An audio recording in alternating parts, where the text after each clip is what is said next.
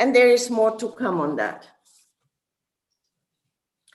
Currently, we are working with UNICEF, UNDP, UN Women, and UN OCHA on making social protection schemes more adaptive to natural disasters and the effects of climate change, and on making them more nutrition sensitive. Every 5 years, aligned with the government's midterm development plan and the UN Sustainable Development Cooperation Framework, we outline a new WFP country strategic plan. In preparation for it, we commission a national research organization to independently conduct a so-called strategic review of food security and nutrition. What will be presented today is such a strategic review update of 2019-2020, which was conducted by SMERU. The review looked at food security and nutrition from many different angles: food availability, access, and utilization, the various nutrition challenges, undernutrition, overnutrition, micronutrient deficiencies, rural versus urban, men versus women, girls versus boys. And it identified data gaps, for example, on micronutrient deficiencies. It looked into policies, identified policy gaps or implementation shortfalls at the local level. And it looked into initial effects of COVID-19. Based on this review and an external evaluation of the previous program, as well as the government plan, the RPJMN, and the UN framework, the United Nations Sustainable Development Cooperation Framework, WFP formulated its new country strategic plan for 2021 to 25. This plan will continue to focus on engaging in policy dialogue and technical assistance in the areas of: number one, evidence generation on food security and nutrition. Number two, emergency preparedness and response, including adaptation to climate change. And number three, nutrition through the promotion of diverse and healthy diets to prevent stunting and other forms of malnutrition. As we will hear later this morning, challenges remain for food security in Indonesia because of poverty and a lack of diverse diets. There is a strong focus on rice consumption and increasing consumption of processed food high in carbohydrates, sugar, salt, and trans fat. We still have close to 10% poor people here, which, because of the high population figure, are 25 million people. And the COVID-19 crisis will have increased this number. Already in 2017, the Cost of Diet study concluded that about 1/3 of Indonesians cannot afford a diversified, healthy diet. This is what the government, farmers, processing businesses, civil society, and all of us will now have to work on. WFP will do this together with the government and many other partners, including the so-called Rome-based UN agencies, FAO and IFAD, with which we have a joint plan. This focus on diversified food production and consumption of healthy diets as part of a healthy lifestyle promoted by the government under Germas will contribute to addressing the growing triple burden of malnutrition in Indonesia, where still 7 million children below 5 years are stunted, that is chronically malnourished, and more than 2 million children are wasted, that is acutely malnourished. And where at the same time a growing number of adults, adolescents, and older children are overnourished or obese, while micronutrient deficiencies are assumed to be high. We only have representative data for anemia, which affects every second pregnant woman. The COVID-19 pandemic is now likely to have increased the nutrition challenges. WFP highly appreciates the review and analysis undertaken by SMERU under the leadership of Director Ibu Widjajanti and the lead researcher Pak Sirojuddin. It has looked at various dimensions of food security and nutrition, highlighting progress and remaining challenges, as well as offering recommendations on the way forward. We hope that the outcome of this strategic review will be useful for policymakers and other food security and nutrition stakeholders in Indonesia, as it has been for WFP in defining the contributions we can make towards leaving no one behind on the road to SDG 2, zero hunger. We look forward to listening to the keynote speech and the contributions of the panelists, as well as discussions with the audience. Thank you. Thank you so much, Madam Christa Räder, for your opening remark.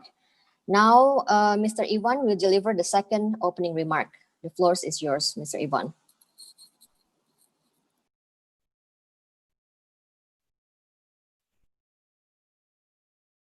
You're still muted, Iván. Thank you, Pa. Sorry. Selamat pagi and good morning to everybody. Pak Bambang Widianto, Ibu Kirana Pritasari, Pak Elan Satriawan, Pak John McCarthy, Ibu Monica Widjajanti, moderator of the event, Ibu Widjajanti Isdijoso, director of SMERU, Pak Sirojuddin Arif, SMERU, dear colleague and friend Christa Räder, representative of the World Food Programme, dear members of the Knowledge Sector Initiative, and dear participants in this webinar. First of all, I would like to thank SMERU Research Initiative and the World Food Programme in the person of her country representative, Christa Räder, for inviting me to be part of this very, very important event. All we know that Indonesia is facing one of the most and complex challenges that most of the developing countries face. This is undernutrition with all its consequences, simultaneously with malnutrition and overweight due to mainly the bad quality of a lot or a big portion of the food that is consumed. This is not particular to Indonesia. Unfortunately, this became a feature of most of our developing countries. The situation is at the moment even worsened due to the COVID-19 situation or pandemic, which is affecting strongly the distribution of food products, the access to labor, to inputs, to produce more food, and therefore limits and reduces the potential to continue producing mainly healthy food with the impacts, with the obvious impacts on food security and nutrition. In this context, however, and I don't want to be over-optimistic, as IFAD works on the field with small farmers directly, one important feature that we see is that in many cases, in Indonesia, in the region, and in other regions, many small farmers and an important portion of rural population is somehow going back to traditional and often more nutritious food, and is being guided in their productive and consumption decisions by the real potential to produce it and consume what they usually used to do. Again, I don't want to be over optimistic with this, because anyway, COVID has a huge negative impact and effect on food consumption and food production at all levels in all sectors of the society. But in what I am somehow optimistic is in the fact that I sincerely believe that COVID will last, but it won't be forever. So that one of the main learnings for us in this situation is that we have to continue helping small farmers, rural and urban population to be more and more resilient to climate and productive shocks. And this is one of the main objectives for IFAD that works together, proudly works together with the World Food Programme and with FAO. With whom, as being the three United Nations specialized agencies in food production and nutrition, are working together under a sustainable food systems approach that goes from primary production to consumption of healthy and nutritious food. Being at the end of the day, or at the end of the chain, the improvement of the quality and quantity of the food consumption, the main objective.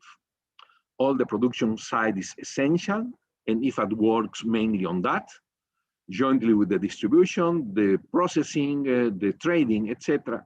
But the main objective, the main and final objective, is to contribute to increase and to improve the nutrition of the population, urban and rural. In this regard, as already mentioned by the World Food Programme representative, we are working together in a joint strategic plan that has as the main axis exactly the strengthening of sustainable food systems, which is strongly consistent with the findings of the report that is being presented today, aimed once again at improving the food security and nutrition as part also of one of the key sustainable development goals, which is zero hunger.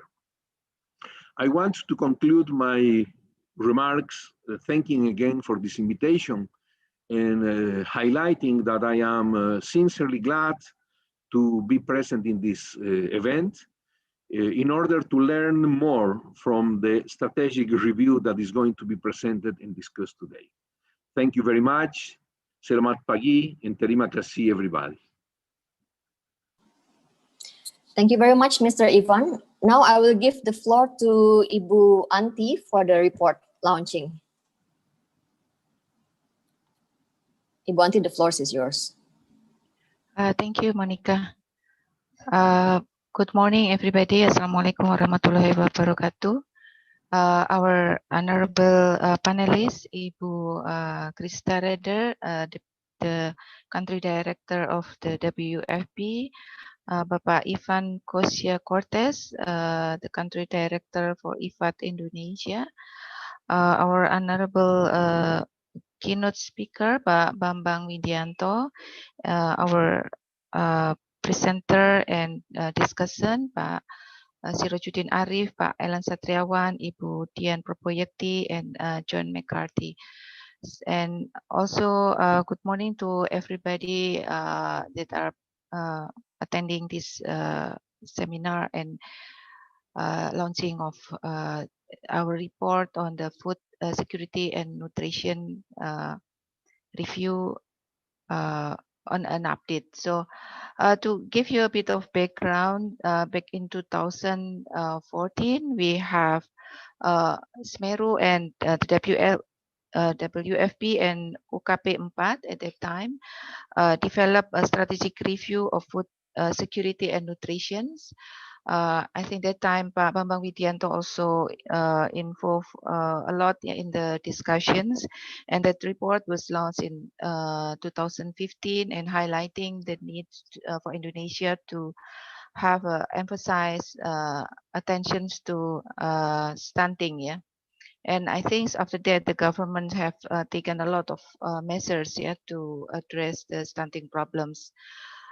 And last year, the WFP asked SMERU to make an update on that report. Yeah, since Indonesia have already going to a global have undergone a lot of development, and a lot of measures have been taken in place. So we are honored to develop this update. But then in early this year, when we are about to finalize the report, we are struck by the COVID-19 pandemic, and everybody is affected. So we delayed it a little bit and put a special chapter to the report about the consequences of the COVID. So that today we are happy to launch the reports, and I think this is today is not only the launch of the report, but we are also delighted to give remarks to WFP that are already winning the Nobel Peace Prize. So congratulate to Christa and other colleagues in the WFP about this Nobel Peace Prize awards. The report, I will not explain the content of the report because Sirojuddin will explain to you later in this morning. But the report will be accessible after this event. So it will be uploaded in SMERU website, and we will give you the link to this report after this session, so that everybody will be focusing on these discussions for this morning. I would like to take this opportunity to thank everybody who has been contributing to this report. A lot of discussions, various experts that give us their views and opinions, and also a lot of analysis from the central government as well as from East Java and East Nusa Tenggara provinces. I think I will take the opportunity to formally announce that the report will be available after this event, and also announce the beginning of the discussions. Thank you very much for all of the participants, and I will hand over to Pak Bambang Widianto to give a keynote speaker for this event. So the time and place is yours, Pak Bambang. Okay. Thank you, Bu Anti. Good morning, ladies and gentlemen. Yang terhormat Ibu Christine Räder, Pak Iván Cortez, Pak John McCarthy, my colleague from Knowledge Initiative, Bu Kirana, Bu Dhian, para panelis, reviewer, discussion. Selamat pagi. Okay. First of all, I would like to thank the SMERU Research Institute and the World Food Program to invite me to deliver a keynote speech for this important event. I would like also to congratulate the World Food Program who received the Nobel Prize last week. We really appreciate your presence in Indonesia. WFP, I think, is the first UN organization that came to Indonesia. So we really appreciate your collaborations. you've been in Indonesia, I think, since the early 60s, so you are the first that came to Indonesia. Ladies and gentlemen, in recent years, Indonesia has made significant progress in terms of decreasing food insecurity, stunting, and also wasting. According to the Indonesian Statistical Agency, the prevalence of undernourishment decreased from 16.5% in 2011 to 7.9% in 2018. This progress cannot be separated from the World Food Programme contributions. Since the beginning, the World Food Programme has partnered with the Indonesian government to address nutritional issues by focusing efforts on food security and nutrition knowledge management, as well as providing technical assistance to the government of Indonesia. Despite this achievement, our work is still far from done. At nearly 28% in 2019, the stunting prevalence was still very high, with large regional disparities. In 2019, 76 out of 114 districts or municipalities remain vulnerable to food. Moreover, the ongoing COVID-19 pandemic is likely to increase vulnerabilities and poses challenges to food securities, nutrition that may reverse current progress. The government of Indonesia is committed to eradicating stunting due to the consequential impact of the problem not only on stunted individuals, but also on society. During childhood, stunting increases the risk of death from infectious disease like diarrhea, pneumonia, and measles. Stunting also has a lasting impact in adult life as it is associated with various diet-related non-communicable disease. Moreover, stunting does not only have negative impacts on the stunted children's health, but also on their cognitive capacities and educational performance. In the long run, this translates to lower economic productivity and slower economic growth in countries with a significant number of stunted individuals.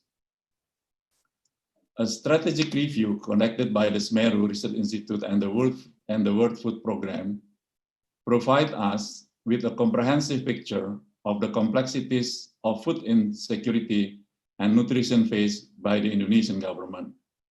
While confirming the importance of stunting reduction, the strategic review highlights other issues that also need to be addressed to improve Indonesian food security and nutrition.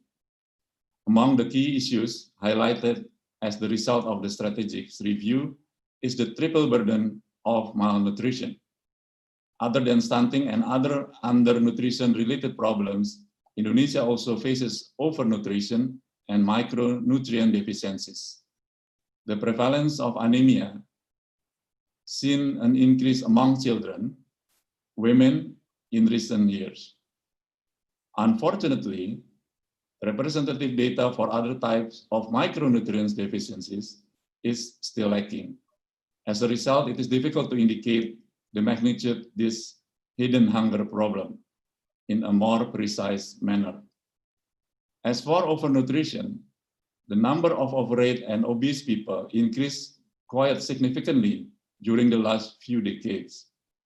Aggravating the problem, Indonesia is undergoing a profound nutritional transition, which shifts traditional diets toward diets characterized by higher carbohydrates, fat, sugar, salts, and processed food intakes, and reduced fruit and vegetables intakes. Such nutritional transition can have a negative health impact as it contributes to the rise of non-communicable disease. This strategic review also revealed the importance of improving Indonesia's dietary diversity. Even though access to food has increased, the population food intake is still far from ideal. Fruits and vegetable consumption are low by international standards, and food consumption is still dominated by carbohydrate. The strategic review also found that Indonesia's desirable dietary patterns does not provide the best guide to achieve dietary diversity and thus varied nutritional intake. Compared to the dietary pattern recommended by the E80 Lancet Commission, for instance, Indonesia's desirable dietary patterns still has too many carbohydrates or cereals components. The challenge to enhance food security and nutrition is further challenged by the outbreak of COVID-19, as stunting results not only from inadequate food intake, but also poor health conditions. Effort to address the negative impacts of the COVID-19 pandemic on stunting would also need to pay serious attention not only to food security and nutrition health services, but also health services. The COVID-19 pandemic has had serious impact on the provision of healthcare services, as many village health posts, or what we call it post pelayanan terpadu and posyandu, and community health centers, puskesmas, were forced to close entirely or reduce their operation due to the pandemic. This implies that new strategies or health protocols are needed to maintain the provision of healthcare services for infants and young children, as well as pregnant and lactating mothers under the pandemic if stunting prevalence is to be reduced. According to the Central Statistic Bureau's estimate, during the first quarter of 2020, economic contraction caused by the pandemic has increased the poverty rate in the country from 9.22% of population in September 2019 to 9.78% in March 2020. This translates to an additional more than 2 million poor people. The economic contraction caused by the COVID-19 has adversely affected people's income and purchasing power. As poverty increased during the pandemic, food insecurity was also expected to increase. During a difficult economic situation like this, nutritional quality is likely to deteriorate as many households struggle to have their basic food needs met. The central government had anticipated this problem by expanding the coverage of social protection program. Out of the 977 trillion that the government has allocated to deal with the negative impacts of the COVID-19 on the economy, almost a third was allocated for social protection program. With this fiscal expansion, the government was able to expand the coverage of the existing programs like the PKH program, the PKH conditional cash transfer and program Sembako, the food assistance program, and launch new programs specifically designed to cushion the negative impact of the COVID-19 to the poor and vulnerable. To fully tackle stunting, efforts to maintain the population food security during the pandemic should be complemented with the similarly important efforts to maintain the quality of nutrition. This does not necessarily translate to an additional funding to the existing social protection programs, since the quality of nutrition often results from the lack of knowledge and awareness of nutritious food and feeding practices. The Strana Stunting plays a key role in leading campaign for nutrition-related behavioral changes to complement the central government effort to expand and strengthening its social protection program. Due to the complexity of food insecurity and nutrition, a concerted effort across the government is needed to tackle both existing and new posed by the pandemic. This entails an active role on the behalf of local governments to enhance local food security and nutrition. A study by the SMERU Research Institute has found that stunting-related expenditures by district or city government were on average less than 2% of the total expenditures for the 2015-2017 budgetary years. Imitating the central government spending patterns, 73 to 96% of stunting-related expenditure by district and city government were used for nutrition-sensitive intervention, namely for clean water, infrastructure construction, and early child education. Meanwhile, spending for the nutrition-specific intervention only hovers around 4 to 27% of the total stunting-related spending. This suggests that local government could play a larger role in complementing the central government stunting reduction effort by focusing on nutrition-specific intervention and accommodating local problems. Enhancing food security and nutrition calls for a cooperation between many stakeholders. It requires not just coordinated effort across ministries, but also beyond, as local government should also take an active role in stunting alleviation. Although great strides were made, Indonesia still has a long way to go, with this pandemic posing risk to reverse our achievement.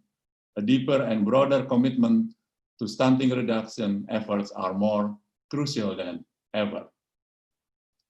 It is my hope that this seminar will contribute to our quest to end Indonesian food insecurity and nutritional problems, and to accelerate Indonesian economic growth and development. As all of you know, that one of the stunting reduction pillar is the food security. So I really hope that the seminar will give a lot of input for us.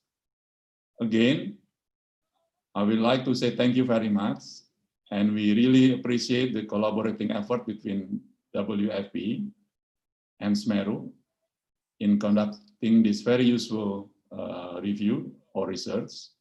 I would like to say thank you again to Ibu Christa Räder, Pak Iván Cortez, Pak John McCarthy, and also our colleague from Knowledge Initiative. Thank you very much, and I hope all of you will have a very productive seminar. Thank you very much.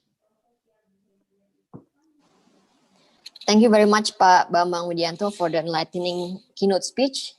Congratulations again to SMERU and World Food Program for the launching of the report. And let me echo other colleagues to congratulate the World Food Program for receiving the Nobel Peace Prize this year. Now let's listen to Pak Sirojuddin's presentation for the report findings. To all the audience during the presentation, you can ask questions via the Q&A column. Don't forget to clarify to whom you're addressing the questions. And viewers on YouTube can also type their questions in the comment section.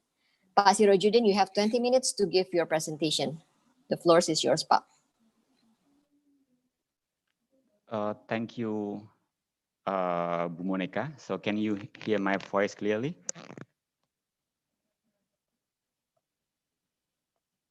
Yes, Pak. Yeah. Okay, thank you, Bu Monica. Honorable key speakers, Pak Bambang Widianto, Ibu Christa Räder, Bapak Iván Cossio Cortez, distinguished discussion, Ibu Dhian Proboyekti, Pak Elan Satriawan, and Pak John McCarthy, my dear colleague, members of Knowledge Sector Initiative, and all the participants. Selamat pagi, salam sejahtera, assalamualaikum warahmatullahi wabarakatuh. First of all, I would like to thank you for attending this webinar. It is really a great honor for my colleague and myself to present the results of our review this morning. I also would like to congratulate WFP for winning the Nobel Peace Prize. I believe it is really well deserved, as WFP has contributed much, not only to the elimination of hunger, but also to the creation of peace around the world. So congratulations for that achievement. Okay, so the title of my presentation today is similar to the title of the report, is Strategic Review of Food Security and Nutrition in Indonesia 2019-2020 Update. I'll talk about the key messages or issues raised by the report throughout my presentation by dividing into several sections. You can look at the detail in the report, which can be downloaded after the presentation. So the goal of the report is fourfold. One is to assess the current state and the progress at the national as well as in the subnational level on food security and nutrition. Second is to identify the gaps in terms of policy, programs, as well as initiative, and also in the data availability and analysis on food security and nutrition. And the third, we also would like to assess the impacts of COVID-19 on food security and nutrition, and identify the gaps in the government responses to the problem. Finally, we tried to provide some recommendation or suggested measures for Indonesia to improve the food security and nutrition. So we did the review by systematically conducting several analyses on food security and nutrition, including situation analysis, response, and gap analysis.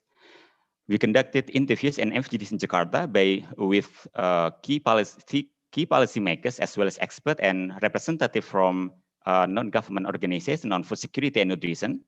We also look at latest secondary data, such as Riskesdas, Riset Kesehatan Dasar, food production and consumption patterns, as well as other relevant data like Susanas. We also did fieldwork into provinces in Nusa Tenggara Timur and East Java. So the first province is selected to represent the region with the highest level of stunting, while the second province is selected to look at the region with the moderate level.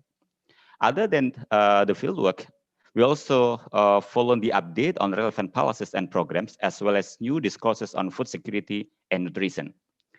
And in line with the common definition of food security and food security, we focus on three issues, namely food availability, food accessibility, and food utilization. So how is the current state or current progress in food availability? If you see in the graph below, which shows the progress in the way the government improved food production. So the graph shows 5 key commodities. If you see that except in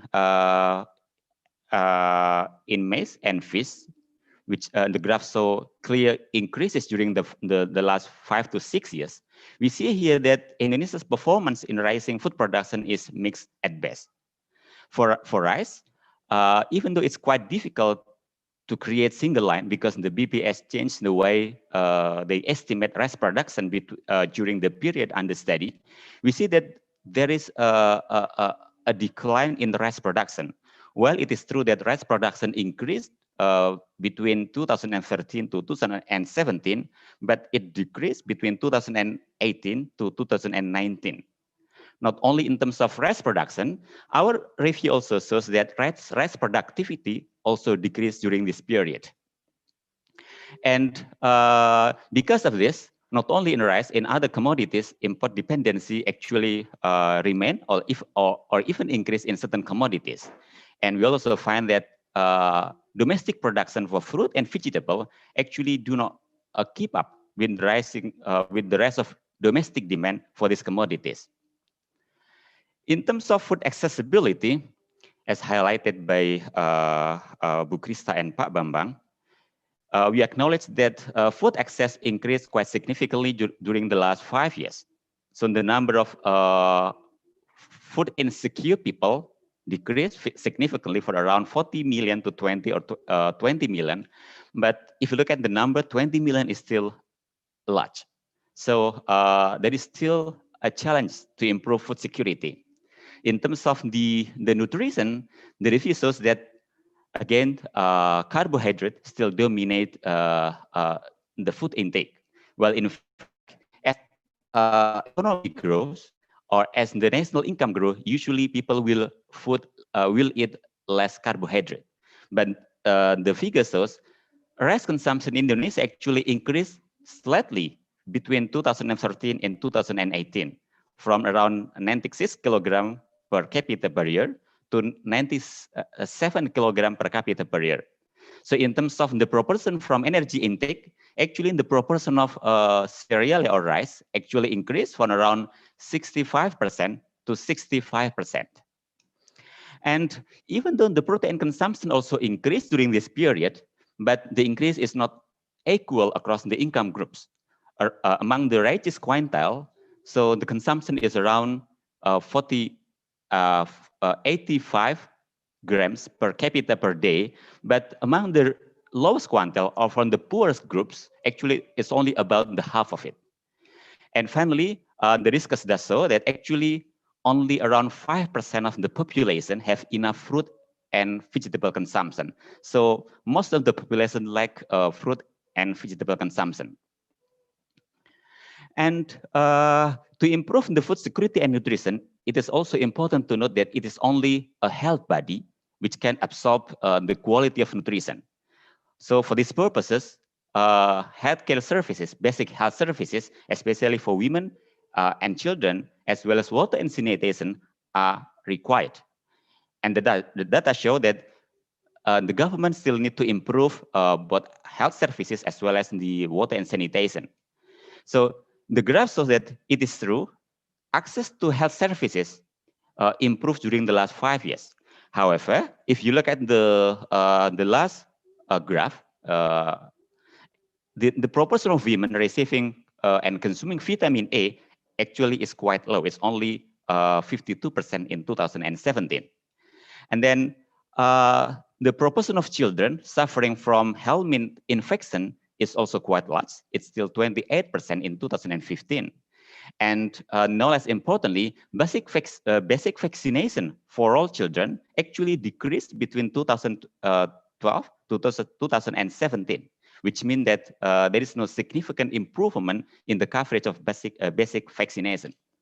In terms of clean water and sanitation, data also show that open defecation is still practiced. So out of 550 cities and districts, it is only 23 cities and districts which can be considered as open defecation free. And then access to clean water and clean and sustainable water also unequal across geographical areas, especially between rural and urban areas. In rural areas, it's only 74%, while in urban areas, access to clean and sustainable water around 81.6%. So again, all these indicate that access to clean water, sanitation, and healthcare services need to be improved.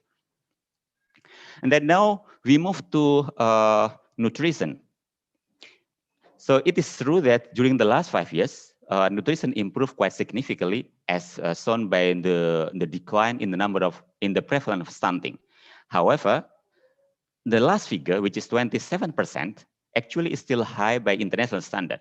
So international development community suggests that below 20% is the threshold for stunting, and now we still have 27%.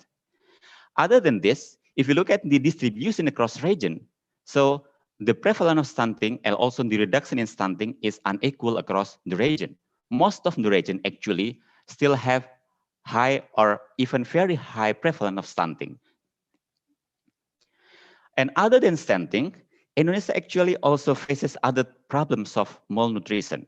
First is that overnutrition has increased in all the age categories except for children below the 5. And then even though people usually associate overweight and obesity with wealth, but actually data in Indonesia shows that it is not only among the wealthy people.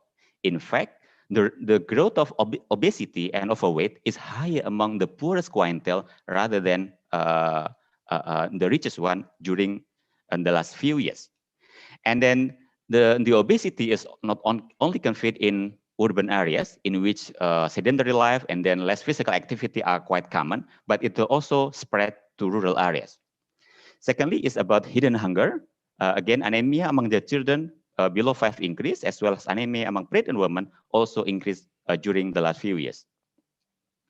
So now we look at the gap, the response and the gap in the government policies and response to address food security and nutrition. We look at first at the way the government improve food availability. So during the last 5 years, there is heavy emphasis on staple food, that the government would like to achieve food self-sufficiency in rice within 3 years and other commodities within 5 years. Even though this policy have brought some positive impacts on the agricultural production, however, there are 2 things that are worth to note. One is that heavy emphasis on staple food creates some changes in the structure of food production. And the secondly is there is also changes in the allocation of budget within the Ministry of Agriculture, that the budget allocation for staple food increased quite significantly at the expense of the budget for other functions. So as you can see from the graph here, which shows the growth of the areas of harvest, you see for rice and maize, which is on the right side. So the harvest area for rice and maize increased during the last few years. But if you look at the other sectors, for horticulture, for fruit, for vegetable in particular, actually most of the harvest areas for these commodities decreased during the last few years. And if you look at the regional level, the story is that the drive to achieve rice production, to improve rice production, for some region can be negative, can be counterproductive, because it can drive them away from their comparative advantage. In East Nusa Tenggara, for example, people say that now, even though the province was famous for corn production, now actually buying corn from other provinces become cheaper rather than they produce corn themselves. And then in terms of policies in the agricultural sector, the review also saw that gender inequality still persists in the sector. The graph here shows that overall, female farmers contribute significantly to food production. So not only to food security, but also food production. Overall, they contribute around 23% to the food production. So, but the contribution can vary across different sectors, but overall it's 20%. However, in our statistical report, in many cases, women's role is often under-recognized. And women also have disadvantaged position in securing land ownership as well as agricultural input and credit because of some gender inequality, because of the lack of knowledge and awareness or analysis in the government level and the law level, or because of the cultures. And then in terms of food accessibility, there are two instruments that government usually use to maintain food accessibility. One is economic accessibility through price policies, as well as social affordability of food. But during the last few years, some evidence show that actually economic or food prices have been rather ineffective due to increased globalization as well as inefficiency and misallocation in the allocation of agricultural subsidies. So in practice, the government relied on social affordability of food price, which is throughout the social protection program like PKH and BPNT. To some extent, the government have improved the nutrition element of PKH and BPNT by adding not only rice but also adding eggs and vegetable. However, it is important to note that nutrition to some extent dependent on people knowledge and awareness. And in terms of program implementation, some research also show that warung not all warung provide the food as recommended by the government. So some warung provide a package of food in which the program recipient cannot choose. Secondly, the implementation of the social protection program also suffer from problem in terms of targeting because of the some flaws in the database management, which are not updated regularly or not matched across different programs. Now we move to food diversity. So the government have tried to improve food diversity by using what we call pola pangan harapan. But as highlighted by Pak Bambang, if we compare between pola pangan harapan Indonesia and other pola pangan harapan and other balanced diet, for example, we see here that the dark blue, which shows the cereal, yeah, it almost double from the recommended by international standard. Consequently, the other component, for example, in legumes, Indonesia consumption in legume in Indonesia is much lower compared to international standard. So if we, according to the Global Food Security Index, Indonesia is ranked 102 out of 113 countries covered by the report in terms of dietary diversity. The score is very low, it's only 19, which is high below the average in around 66.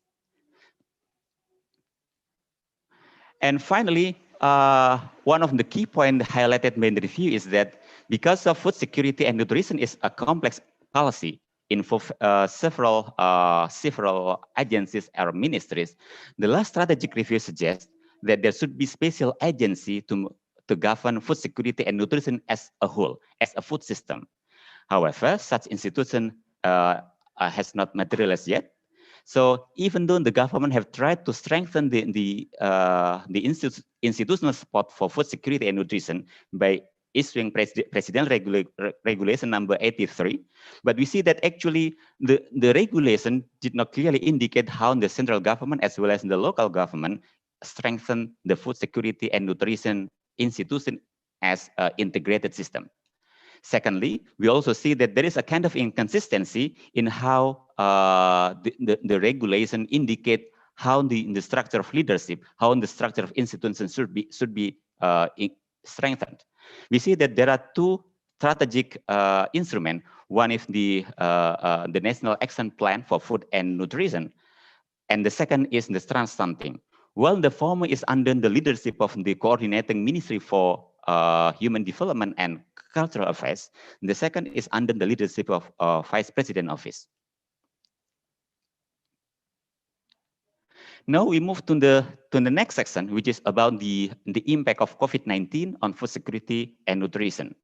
So in the context of the declining staple production, so the outbreak of COVID-19 add additional challenges for the government, especially to maintain food supply during the paceklik, especially since the November, December, and early January. Usually, we often lack sufficient food during this period. So, in the context of the declining of production and productivity, as well as there is some suggestion that actually in some areas in the country will face hotter than usual climate. So there would be a challenge to maintain food supply during this period. Secondly, COVID-19 is also expected to deteriorate the dietary quality, especially among the poor and the vulnerable groups, because of the negative impact of COVID-19 on employment, on income. So it is expected that as people are struggling to find their basic need, to find their food, so they might compromise the quality of diet. And finally, evidence also shows that the COVID-19 has significant negative impact on health provision. So as highlighted by Pak Bambang, actually some survey indicate that many puskemas, many posyandu, they reduce their operation or even stop operating entirely. And this will have negative impact on the coverage of services. For example, in terms of the basic vaccination, the recent evidence show that there is a significant decrease in the coverage of basic vaccination for children below the 5. And then in terms of the, we also acknowledge that actually the government has attempted to cushion the impacts of the COVID-19 on the people well-being.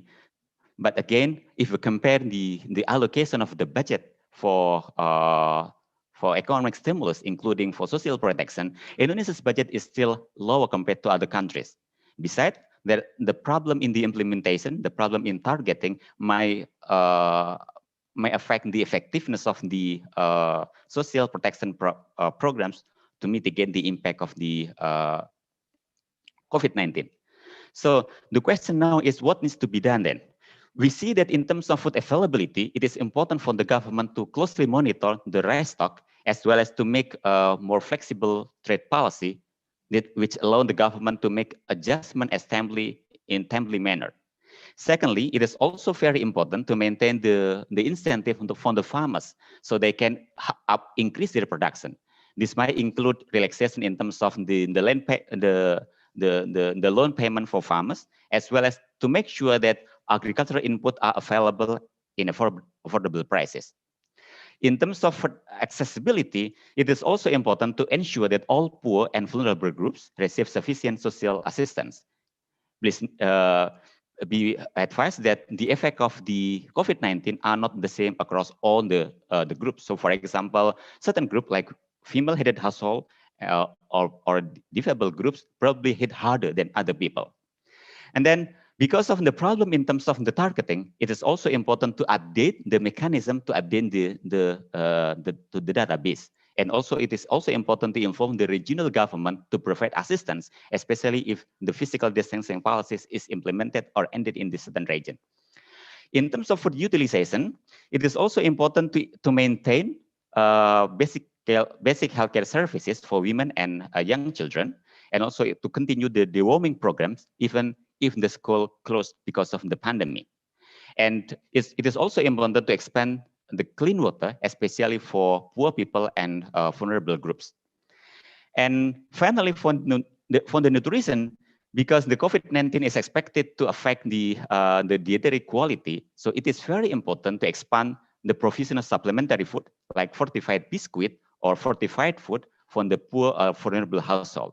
And also because of the nutrition also depend on the knowledge and awareness, it is also important to ensure that people like posyandu kader or PKH kader, they can improve they can improve the knowledge of the program recipients about the importance of nutrition. So the impact of the social nutrition can be maximized on improving the nutrition. So overall,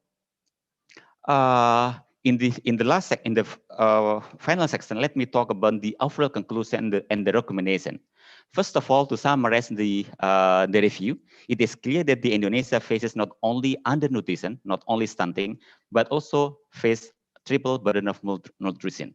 And also the country has a problem with the dietary diversity. Therefore, the problem, the challenge to improve food security and nutrition is very complex one, which require coordination, which require collaboration between ministers and agencies. However, we found that organizational silos between ministries and agencies may prevent the coordination or integration of programs. So this is another problem that needs to be addressed. And then we also find that there are insufficient monitoring and evaluation which should loop to the program enhancement. Many programs focus on the delivery, but not how to evaluate the program to improve the next stage of the program. And then the lack of representative data in micronutrient deficiencies is also another problem, which can be a huge challenge for the country to address micronutrient deficiencies. And finally, due to the important role of the women and female farmers in food security and nutrition, it is also very important to address gender inequality in the agricultural sector. So we have several measures as recommendation for the government and Indonesia in general as how to improve the food security and nutrition. And we categorize all the recommendations into three. One is that it is important to address the triple burden of malnutrition and promote balanced diet. So one is by broadening the policy focus beyond the stunting, not only on the stunting and undernutrition, but also on the triple burden of malnutrition. It is important to expand the policy focus to obesity as well as to hidden hunger. And then the secondly is to promote balanced diet to a comprehensive approach, which means that not only should the government improve the communication, must campaign to improve the diets of the population, but it is also important to ensure that the balanced diet, diversified food is available at affordable prices.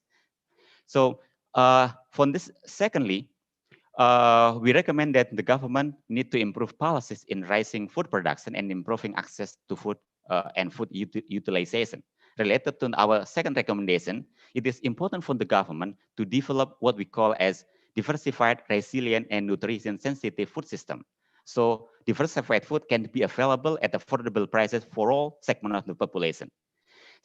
Number four, because of the budget for social protection is limited, it is important to ensure that the social protection programs are targeting those most in need without one being left. And finally, it is important to number five, it is important to ensure that people have proper utilization of food by expanding access to clean water as well as to sanitation. And in the third category, we suggest that it is important to strengthen gender sensitivity, monitoring and evaluation, and institutional support. So because of the important role of women in food security and nutrition, the government should make sure that women access to economic activities to agricultural input as well as to credit and land can be improved. And then it is also important to strengthen monitoring and evaluation system, which can enhance the policy, look back to the policy improvement. And finally, last but not the least, from all the reviews shows that food security, because of the complexity and multidimensionality, it is important to consider food security and nutrition is a system, is a food system, because of which coordination and collaboration between different agencies, different levels of government will be very important. And in this case, we see that effective coordinative body will be required. This can be developed gradually, for example, by enhancing the existing body, such as the stunting, which is under the Vice President Office. It can be gradually developed by expanding the responsibility and authority of this institution to cover not only in the stunting, but also other problems of food security and nutrition. By saying this, I'll stop my presentation, and I look forward to your comment, feedback, and suggestion in the question and answer. Thank you, Bu Monica. Thank you, Pak Sirojuddin, for the very comprehensive presentation. I suggest that you might want to go to the Q&A column to see any questions that is addressed related to your presentation. And now I will give the time to Pak Elan Satriawan as the first discussant. You have 15 minutes to give your views, and I hope you keep 15 minutes in terms of the timing. Thank you, Pak Elan. The floor is yours.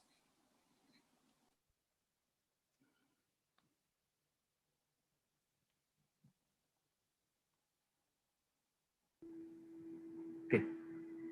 So thank you, Monica, and then let me speak in Bahasa. Although I prepare actually my slide in English. Yeah. Bapak Ibu semua, khususnya Ibu Christa, Pak Iván, Pak Bambang, para panelis ya, yang kami hormati. Selamat pagi, Assalamualaikum warahmatullahi wabarakatuh, dan juga para audiens semua di seluruh penjuru Indonesia yang mendengarkan presentasi ini secara online. Pertama-tama saya ingin menyampaikan terima kasih kepada WFP dan juga SMERU untuk kesempatan yang diberikan kepada saya, bukan hanya pada sesi ini tetapi juga pada tahap sebelumnya, di mana saya memberikan masukan, ya, mereview dan memberikan masukan terhadap laporan yang saya kira sangat penting, ya, yaitu Strategic Review of Food Security and Nutrition Indonesia 2019-22 update. Ya. Dan tak lupa saya kira saya ingin juga memberikan selamat kepada WFP atas anugerah Nobel Prize. Saya kira ini pantas memang diterima oleh WFP atas segala upaya yang dilakukan di seluruh dunia untuk mengatasi permasalahan kelaparan dan juga masalah gizi. Ya. Bapak Ibu semua, apa yang akan saya sampaikan ya, di dalam 15 menit ini mencoba melengkapi apa yang disampaikan oleh presentasi utama oleh Mas Sirot ya, mengenai tantangan dalam mengatasi undernutrition di Indonesia.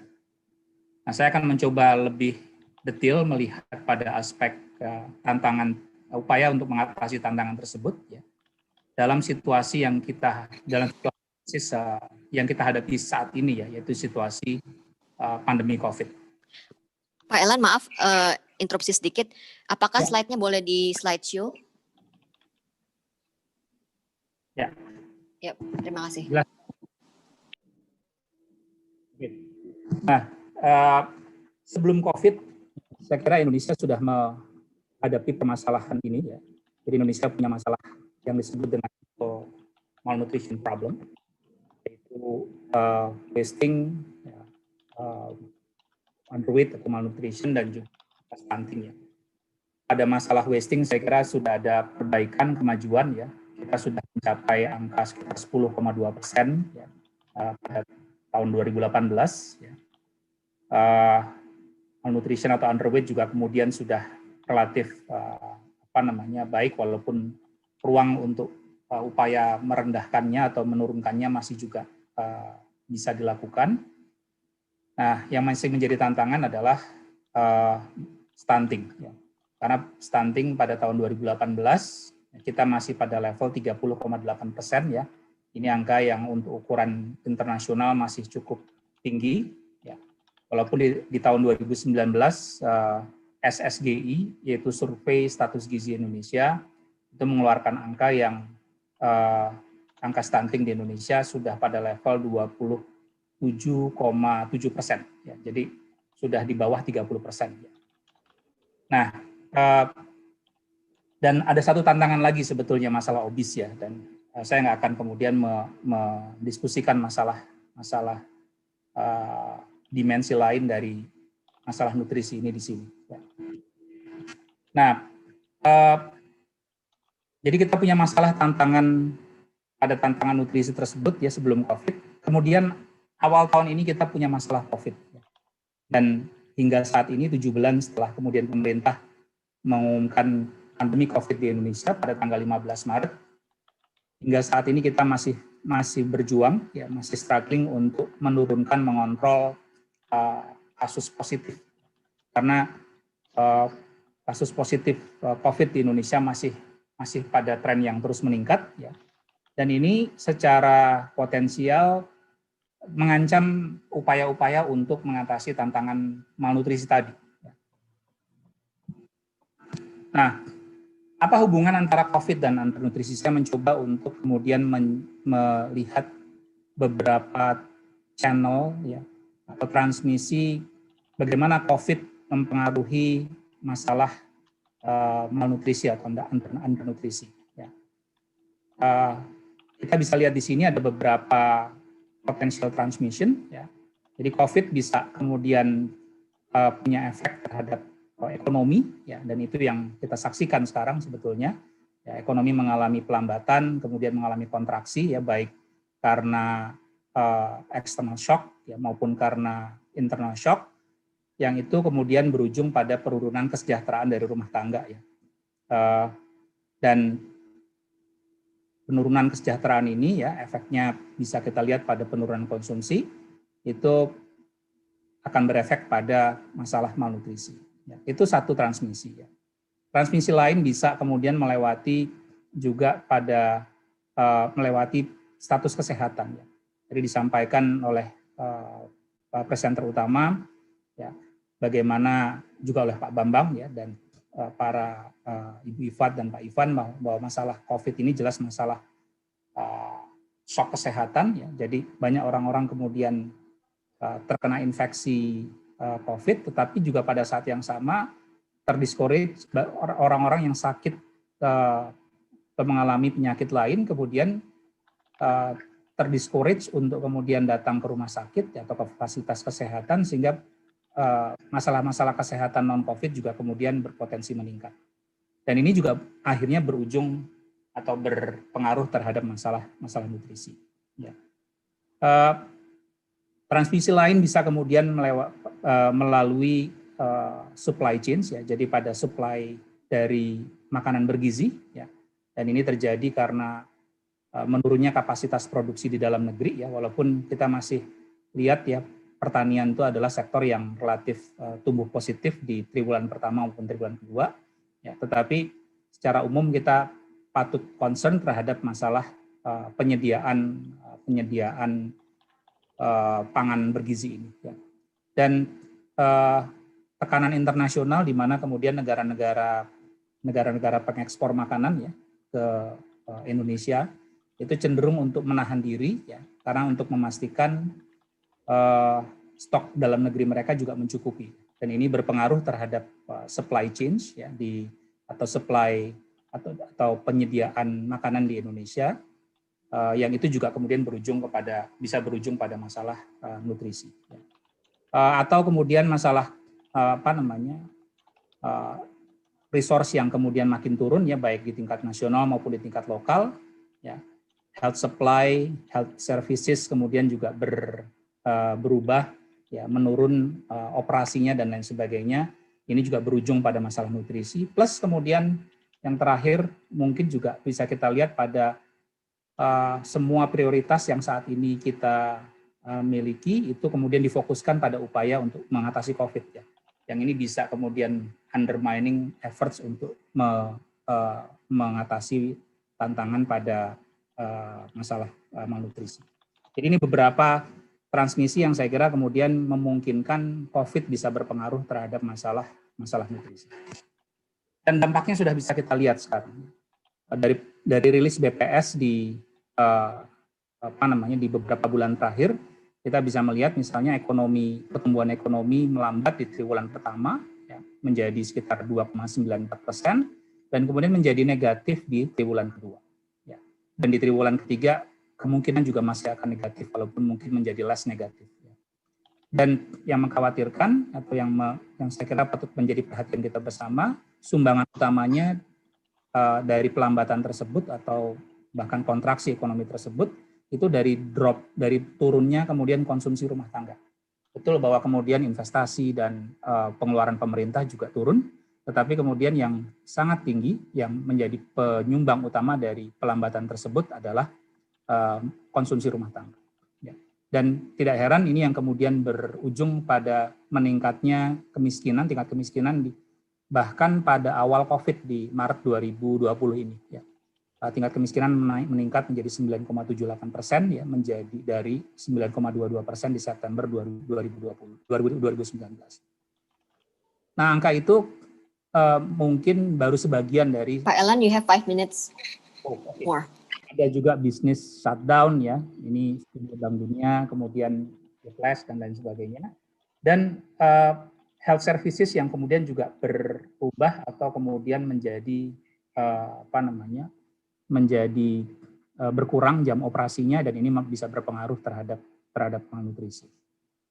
Dan ini bisa berujung kepada atau bisa mengancam, bisa memperburuk masalah-masalah yang memang sudah ada bahkan sebelum COVID. Kita punya masalah, kalau menurut Riset kita punya masalah pada masalah low birth weight, ada low birth length yang memang trennya meningkat menurut Riset 2018, masalah imunisasi yang juga kemudian memburuk, ya, padahal belum COVID, dan kemudian masalah-masalah lain, ya, yang ini sekali lagi kalau jika kemudian tidak diperhatikan, COVID ini justru malah memperburuk masalah-masalah tersebut. Ya. Nah, hal lain, ya, di luar masalah itu yang kemudian juga harus diperhatikan adalah masalah harga pangan yang selama ini menjelaskan akses pada pangan bergizi dari masyarakat Indonesia, terutama kelompok miskin. Ya. Jadi harga beras dan harga daging yang memang kecenderungan domestik yang memang kecenderungannya lebih tinggi daripada harga internasional. Ini sebelum COVID kita tahu bahwa kemudian harga domestik dan harga domestik cenderung lebih tinggi daripada harga internasional karena trade restriction dan juga karena kapasitas produksi domestik. Nah, after COVID ini bisa kemudian makin memburuk karena kemudian ada masalah logistical disruption. Nah, apa yang kemudian harus dilakukan? Ya, Indonesia sebetulnya sudah melakukan beberapa langkah yang tepat, ya. Jadi untuk masalah COVID, untuk masalah nutrition ini kita tahu bahwa kemudian ini harus ditangani secara multisektoral, ya. Dan untuk kemudian kerja multisektoral diperlukan kepemimpinan tingkat nasional. Dan Indonesia beruntung pada tahun 2017, Pas Presiden bersedia untuk kemudian menempatkan diri sebagai top leader untuk kemudian memimpin upaya penanganan stunting dan juga masalah-masalah gizi lainnya. Dan Indonesia sudah kemudian mengestablish juga lima pilar dari percepatan penanganan stunting ini.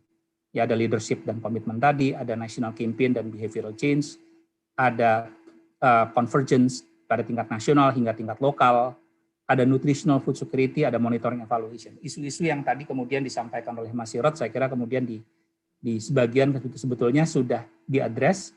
Nah, tinggal kemudian dipastikan ini tercapai dengan baik, ya, karena ini menuntut kualitas implementasi yang baik. Nah, dan kalau kita monitor progresnya dari capaian 5 pilar tersebut, ini saya akan bacakan satu persatu, kita bisa lihat bahwa capaian 5 pilar tersebut sudah cukup baik. Ya. Tapi ini laporan hingga awal tahun ini. Ya. Yang saya kira kemudian situasinya bisa berbeda, atau kemudian proses pencapaian bisa melambat karena situasi COVID ini. Ya. Nah, upaya menangani COVID juga kemudian dilakukan pemerintah dengan memastikan pemerintah dengan mengalokasikan resource yang cukup besar, ya, sekitar 690-an triliun, hampir 700 triliun dialokasikan pemerintah untuk memulihkan ekonomi. Dan alokasi terbesar digunakan untuk social protection.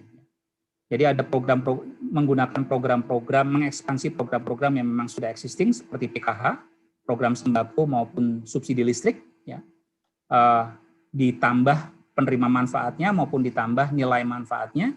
Plus kemudian ditambahkan dengan program-program baru. Ada bansos sembako untuk Jabodetabek, ada bansos tunai, ya, yang merupakan mensasar kelompok masyarakat yang selama ini tidak menerima bantuan sosial, ya, bantuan-bantuan sosial reguler. Plus kemudian ada kartu prakerja, ada subsidi upah, ya, ada bantuan langsung tunai desa, dan kemudian subsidi untuk JKN mandiri kelas 3. Ya. Jadi karena memang menyadari bahwa kemudian COVID ini bukan hanya mensasar atau mempengaruhi secara negatif mereka-mereka yang miskin, mereka-mereka yang rentan selama ini, tapi juga miskin dan rentan baru. Dan pilihan ini tepat, ya, karena pilihan mengandalkan social protection merupakan pilihan yang tepat, karena memang studi-studi menunjukkan bahwa program-program perlindungan sosial maupun program-program seperti pemberian makanan tambahan, supplementary food programs, itu terbukti efektif di dalam meningkatkan status gizi. Ya. Ada studi yang kemudian menunjukkan PKH menurunkan stunting, BPNT atau program sembako yang kemudian menurunkan tingkat kemiskinan maupun meningkatkan akses pada protein, ya, khususnya melalui peningkatan konsumsi tertentu. Dan ada program PNP di zaman 1998 yang kemudian juga menurunkan stunting. Pak Elan, maaf, waktunya sudah habis, mungkin bisa wrap up. Terima kasih. Jadi saya kira kemudian apa yang harus dilakukan, ya. Social protection adalah satu hal, ya, tetapi juga kemudian yang perlu dilakukan juga perlu aspek-aspek lain, ya. Nah, saya meng-quote rekomendasi dari Global Nutrition Report 2020, ya.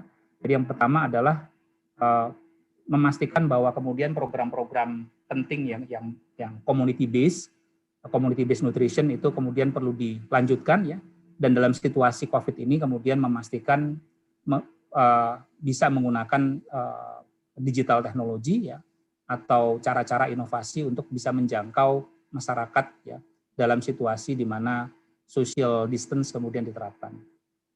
Investasi pada agriculture sector, ya, kebijakan-kebijakan pada agriculture sector yang kemudian lebih membuka diri, ya, dan dengan perdagangan internasional, dan pada saat yang sama juga kemudian meningkatkan kapasitas produktivitas pertanian dalam negeri. Kemudian memastikan program-program distribusi pangan, ya, dan safety net programs, ya, melalui seperti school feeding program atau program makanan tambahan, dan tentunya kemudian social protection, dan terakhir memastikan bahwa aspek-aspek kesadaran pengetahuan juga kemudian diteruskan, karena sekali lagi untuk kasus Indonesia khususnya kita tahu dari data bahwa bukan hanya orang miskin tetapi juga bahkan kelompok atas masih punya masalah pengetahuan dan kesadaran tentang masalah gizi ini. Saya kira mungkin saya cukupkan di situ komentar dan masukan saya terhadap laporan ini. Sekali lagi selamat. Assalamualaikum warahmatullahi wabarakatuh.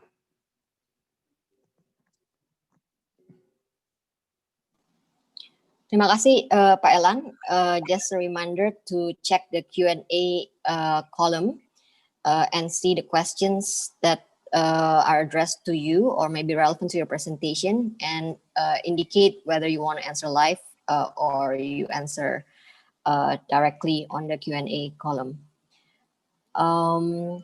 Now, let me give the floor to Ibu Dhian. Ibu Dhian, you have 15 minutes. The floor is yours, Ibu.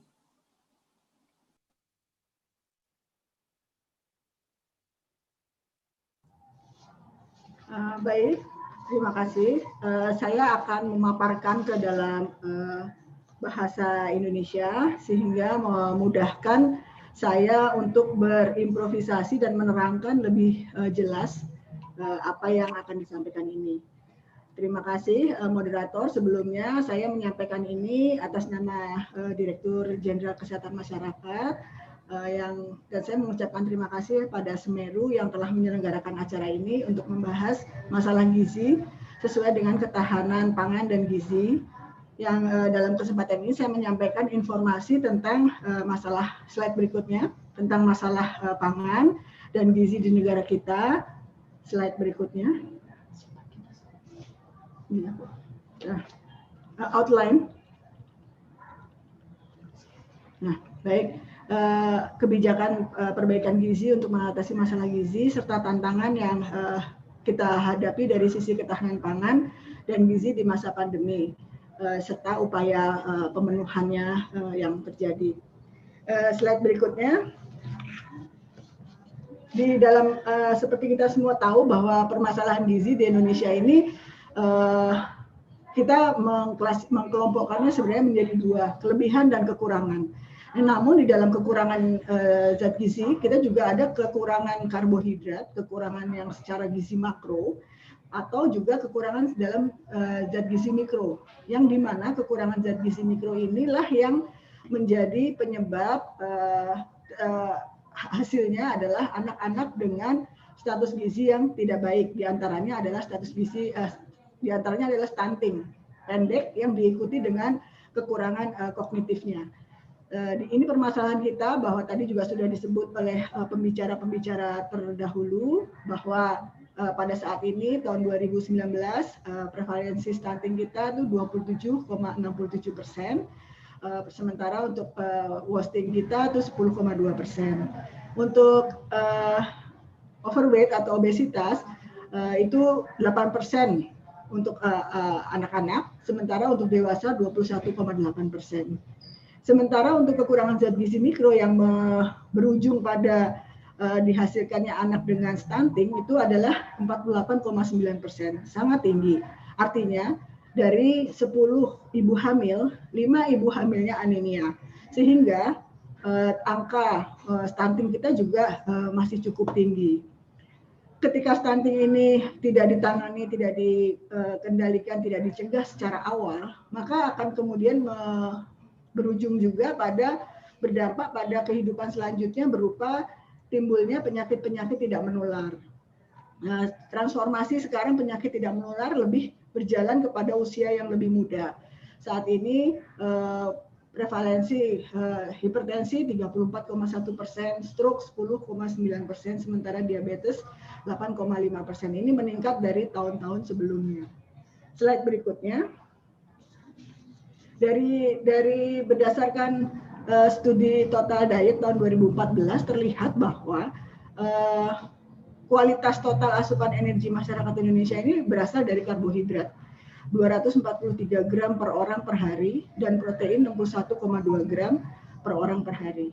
Sayangnya saat ini telah terjadi pergeseran gaya hidup dan pemilihan makanan yang baik di masyarakat pedesaan maupun perkotaan lebih memilih makanan dengan dan minuman dari bahan olahan.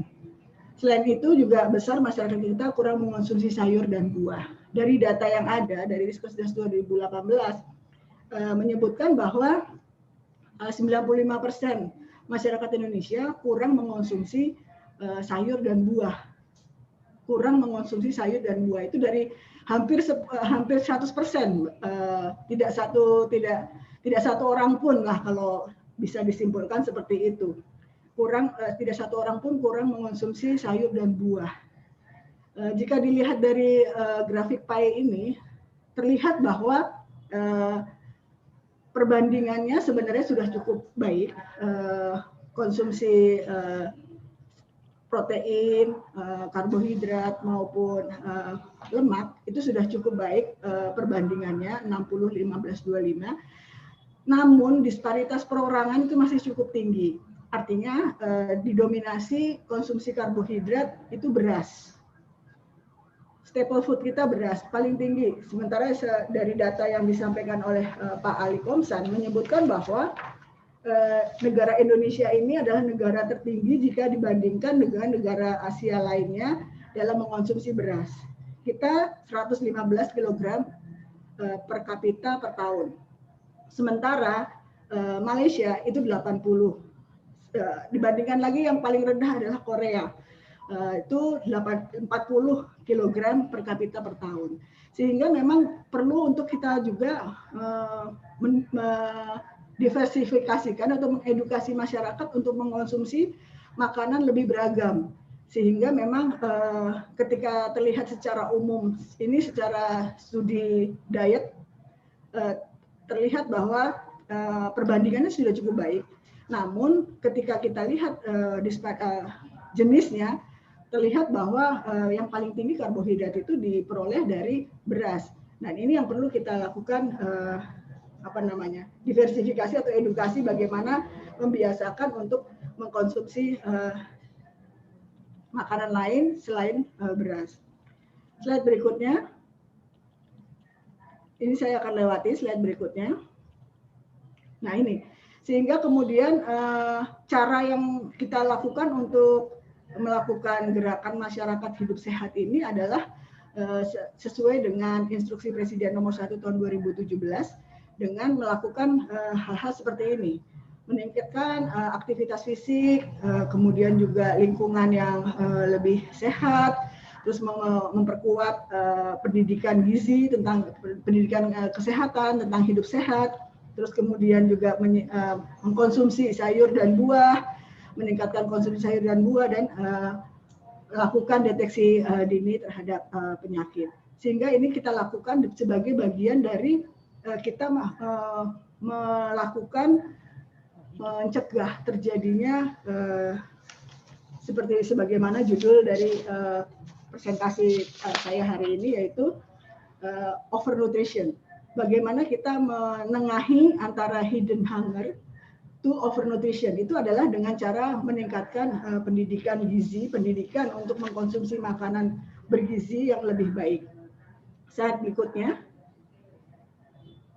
Di dalam keadaan pandemi ini, sebagaimana tadi sudah dijelaskan juga oleh Pak Elan, bahwa pandemi ini sudah berjalan hampir sudah 7 bulanan.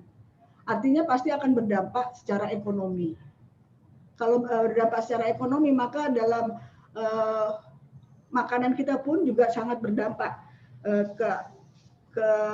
keragaman konsumsi kita juga akan sangat berdampak, sehingga juga akan mempengaruhi status kesehatan dari kita semua, sehingga peningkatan pemanfaatan makanan diperlukan semaksimal mungkin. Artinya apa? Kalau kita mengolah bahan makanan, diolahlah sampai hampir semua bahan makanannya terolah. Misalnya kita mengolah sayur, yang dibuang seminimal mungkin dari sayur itu, yang selebihnya yang harusnya kita makan. Ikan yang kita manfaatkan semaksimal mungkin dari ikan, yang selebihnya yang dibuang adalah yang seminimal mungkin. Seperti itu adalah sehingga mengkonsumsi sayur dan buah itu dan segala macam protein maupun karbohidrat itu semaksimal mungkin untuk menghindari makanan-makanan yang dibuang, atau lebih jelasnya lagi kalau kita menyesuaikan dengan makan sesuai kebutuhan, tidak lapar mata seperti itu. Jadi seperti kita pesan makanan, kita apalagi sekarang secara online, kita begitu melihat gambarnya tertarik, terus kemudian kita pesan semua, padahal yang kita makan tidak semua yang kita pesan. Seperti itu, sehingga meningkatkan edukasi, menyadarkan seluruh lapisan masyarakat bagaimana untuk memanfaatkan makanan semaksimal mungkin. Berikutnya dari keadaan dari edukasi yang perlu kita tingkatkan ini, maka sebenarnya kita juga memiliki pedoman gizi seimbang. Slide berikutnya, di mana pedoman gizi seimbang ini yang ditargetkan untuk semua, baik profesional maupun petugas dari lembaga pemerintah maupun non pemerintah, untuk melaksanakan intervensi pendidikan gizi. Pesan-pesan yang dibuat juga ditujukan kepada masyarakat umum, di mana pedoman tersebut mencakup pesan khusus untuk kelompok-kelompok melalui siklus hidup. rekomendasi yang dibawa dari pedoman tersebut adalah tentang makanan yang bermanfaat bagi tubuh dan tidak berbahaya dari sisi kesehatan.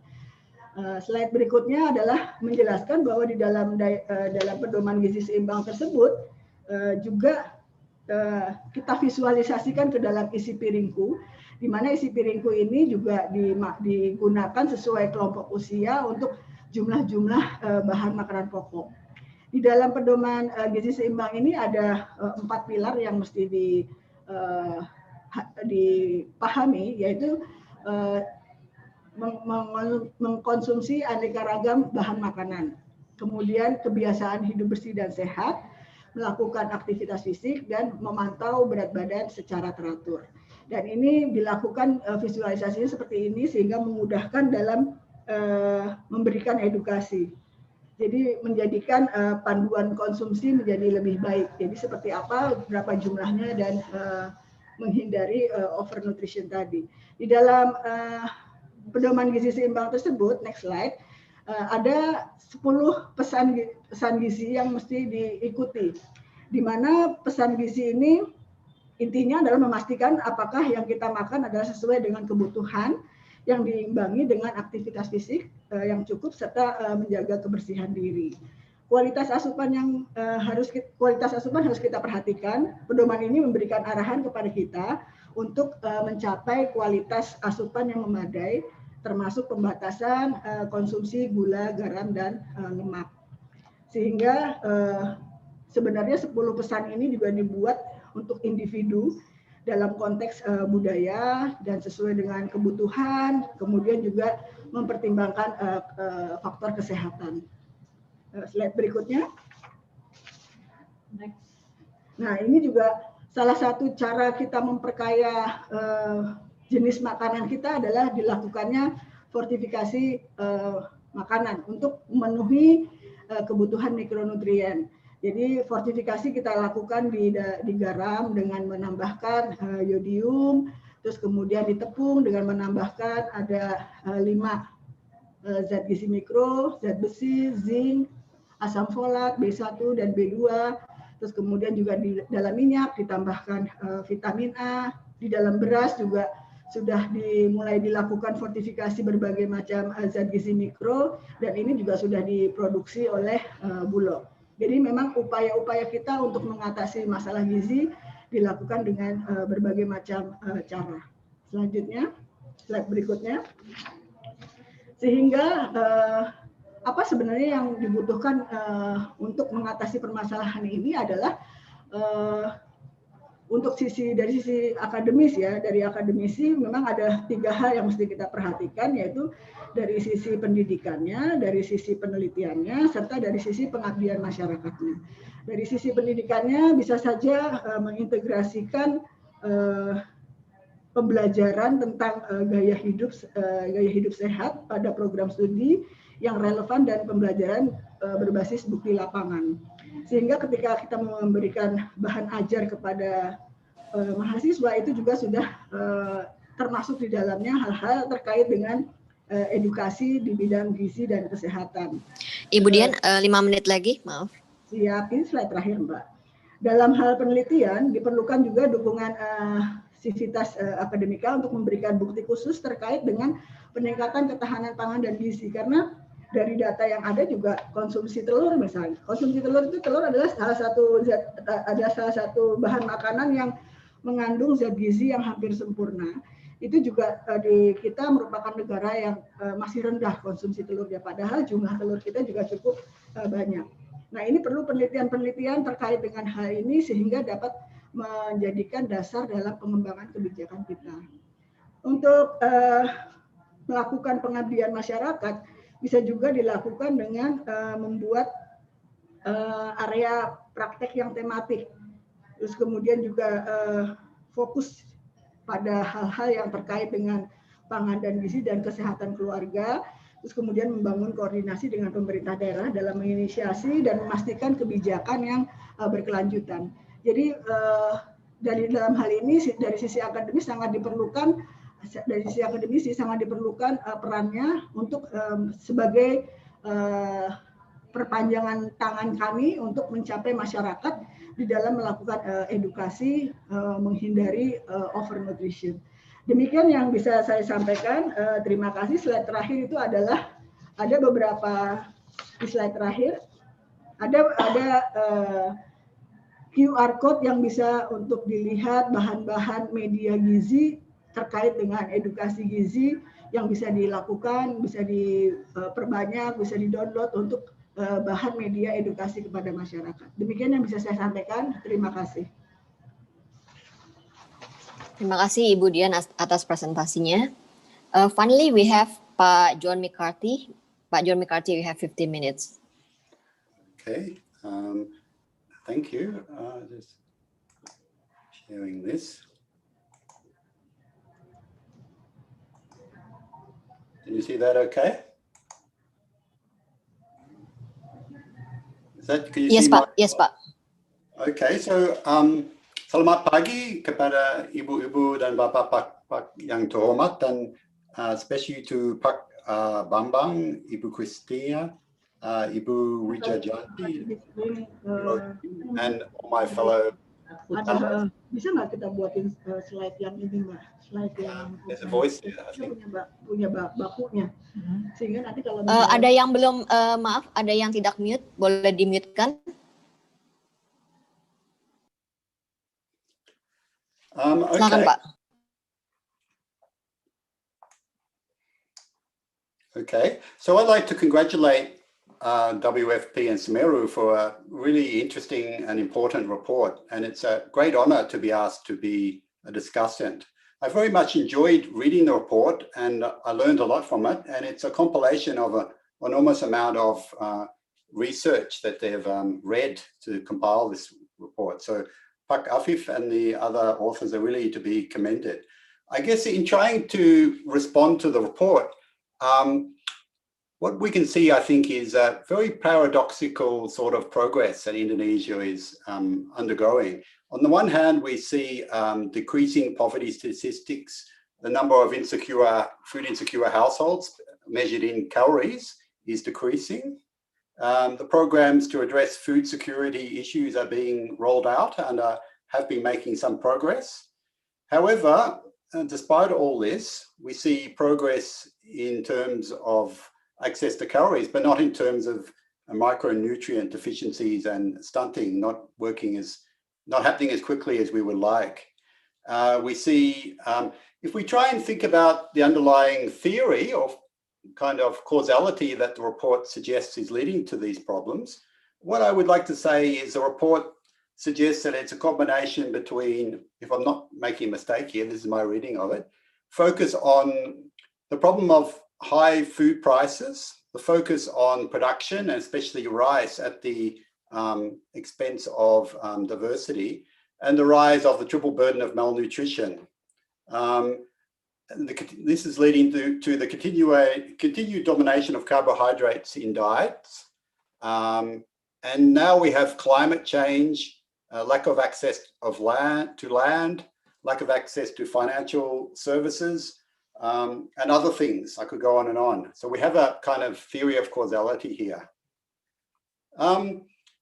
There's one thing, I think, if we step back from the report and reflect on it, I think what we can see in food and nutritional security is really what policy analysts call a wicked problem. So the problem of food and nutritional security emerges at the intersection of health, poverty, agriculture, and environmental problems. So it's very difficult. So everyone from these different kind of disciplines or different sectoral viewpoints will look at food and nutritional security in different ways. And this means that the causal relations and the interrelated and problems underlying this issue are very difficult to untangle. It also suggests a multidisciplinary approach. So we're not just looking at it from one angle. Bill Pritchard, in his Handbook of Food and Nutritional Security, was published a few years ago, talks about the fact that there are many scholarly communities or policy communities working on this issue, and that they don't play to the same tune. It's like a out of tune gamelan that's warming up. Everything is kind of bouncing around. And that there are very different specialist pathways to thinking about food security. So what I wanted to do today is to present a view from my disciplinary background, which is, so what I want to think about is what might a sociology of development or an anthropology lens suggest how we might approach this problem. So I'm not trying to downgrade what's a very interesting report, but just add a little bit more to it and reflect on it. So in this handbook of food and nutritional security, Pritchard argues that if we look at nutritional outcomes, they're really shaped by how food systems work, but also processes of social and economic change. So we need to look at not just the food system, but the socio and economic changes that are taking place in a particular place. So this makes the analysis quite challenging, but I think it's true to what we see in reality. So the report notes, and here are a few quotes from it, poverty is highly correlated with food insecurity, and smallholder farmers, farm workers and fishers are the biggest group who suffer from hunger. But if you think about it, smallholder farming, people without land, tenant farmers and fishers actually suffer or face very different sorts of challenges. And the report suggests that the nature of food security varies across the regions. So this makes me think, are we really thinking about one phenomenon or are there many phenomena? And if it's many phenomena, do we need much more targeted sort of policy approaches rather than a one size fits all kind of approach? So I've been involved in an Australian Research Council project, which we've just been finishing up. And we had collaborators and partners from UGM, from USU, Uncia, and a couple of universities also in Eastern Indonesia. And what we were doing was searching for reasons in the livelihood landscapes, looking at agrarian change dynamics and trying to understand food security and nutritional security from this perspective. You can see the map there with little dots from where our field sites were. So what we see along with the nutritional transition that's been so well described by Pak Sirojuddin and our other colleagues, other panelists, we also see a livelihood transition taking place.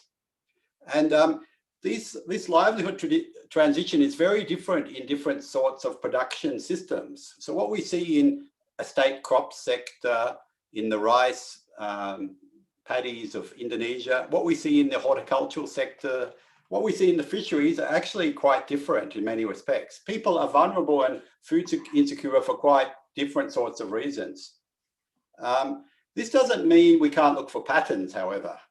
So the conventional narrative for thinking about how development comes to the countryside, which is developed from the Industrial Revolution in the global north, and I don't think it really applies to Indonesia all that well, but this is how development economists like to think about development.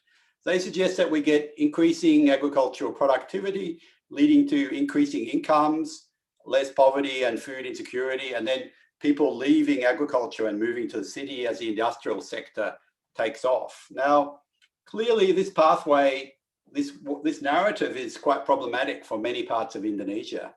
These pathways are problematic, and integration of many people into these kind of pathways is also difficult. And in many cases, people have undertaken these sorts of livelihood changes in very adverse sorts of ways. So they might have migrated to the city, or they might have taken up more high value forms of agriculture, but it hasn't got them out of food insecurity necessarily. And the way this works in different production systems is quite distinct. So I don't have time to go into this today, but I had another half an hour I could.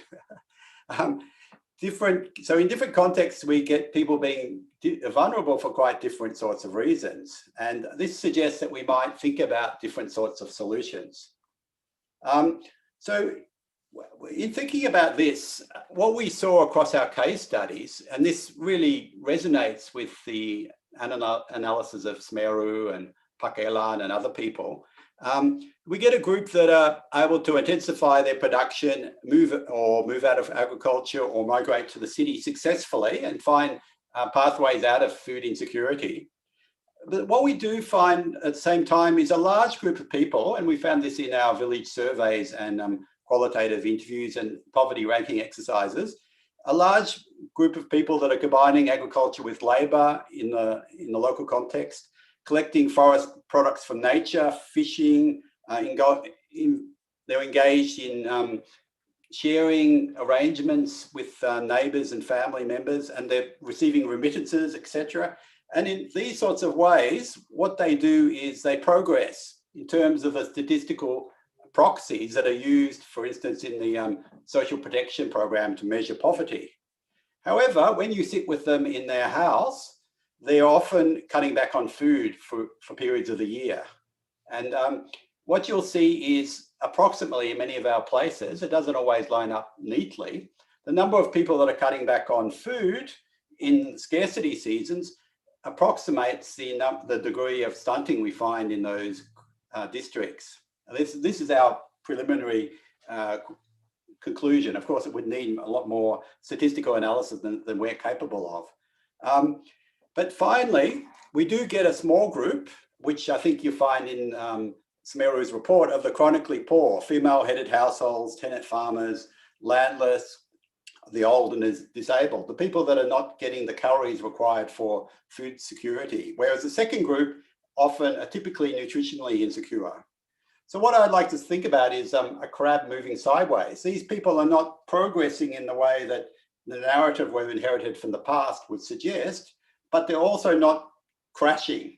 And these are the people that are in our food insecurity lens. So look, this is just a picture, some pictures from some field work I did in Aceh to give you a sense of what this entails. So what we ended up concluding is that the nature of poverty, or relative deprivation, of whatever word you want to use, has really changed as large numbers of people in these different sorts of landscapes have lost their capacity to live off agriculture, for instance, and as livelihoods have got more commodified. So people nowadays need to pay for jajan, for snacks for their children to go to school. They need to fix their roof. These are a matter of pride for rural people and part of the way that they think about their well-being. And so as they take up these consumptive lifestyles, and as the retail sector penetrates even into the remote places with very sophisticated forms of marketing and advertising, we get shifting social needs, changing food cultures.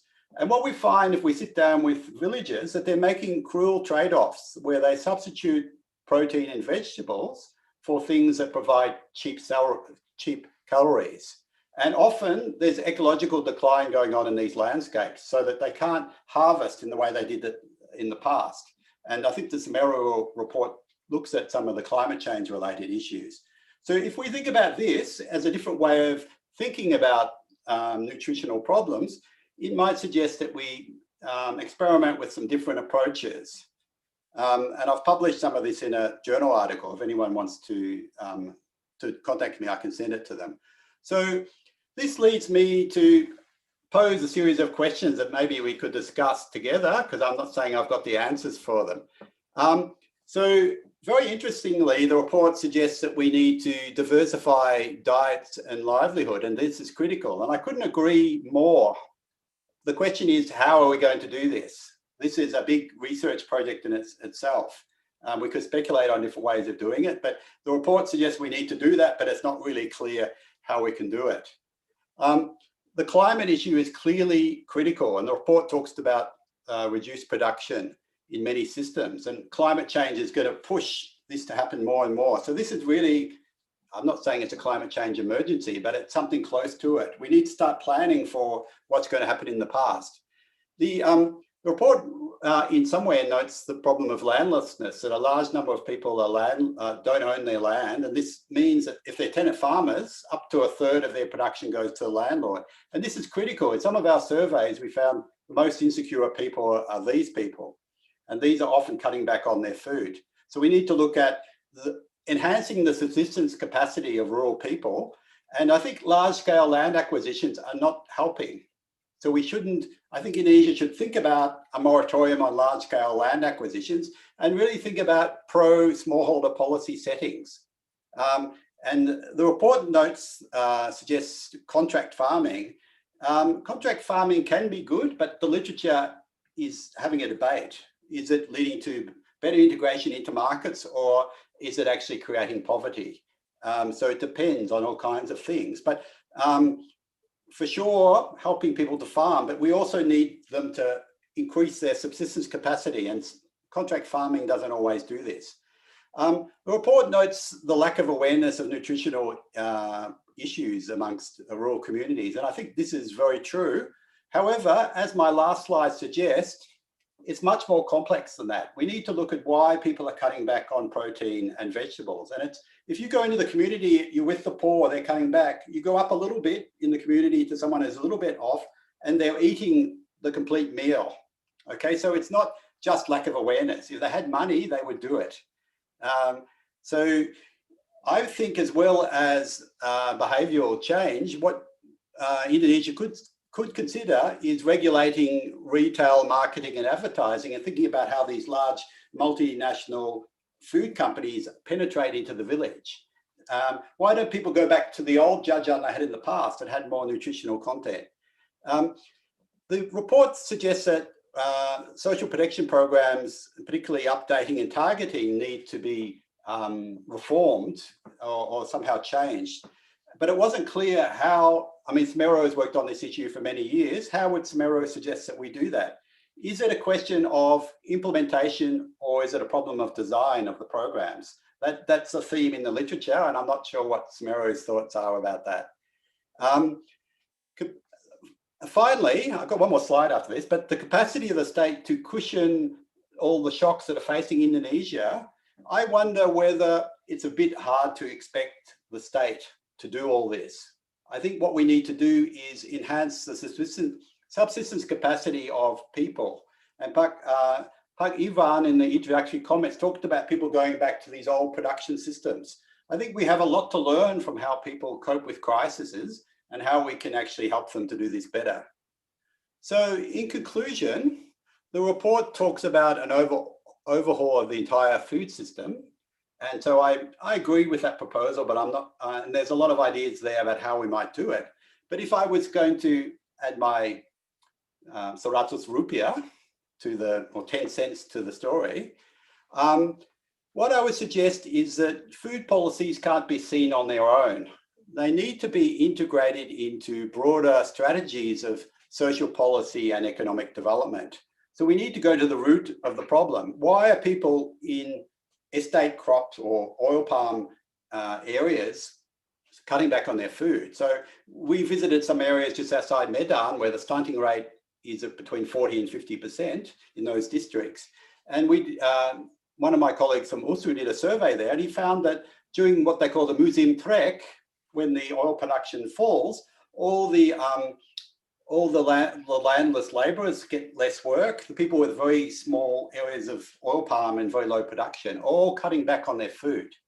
So this story, how the production system and the land tenure and everything is caught up with why people cut back on their protein, needs to be examined. And what can we do to help those people plant things in there? They used to have, in the Suharto period, they used to have an area where they could plant vegetables and other crops, but they're no longer doing that. So what can we do to enhance their resilience and their subsistence capacity?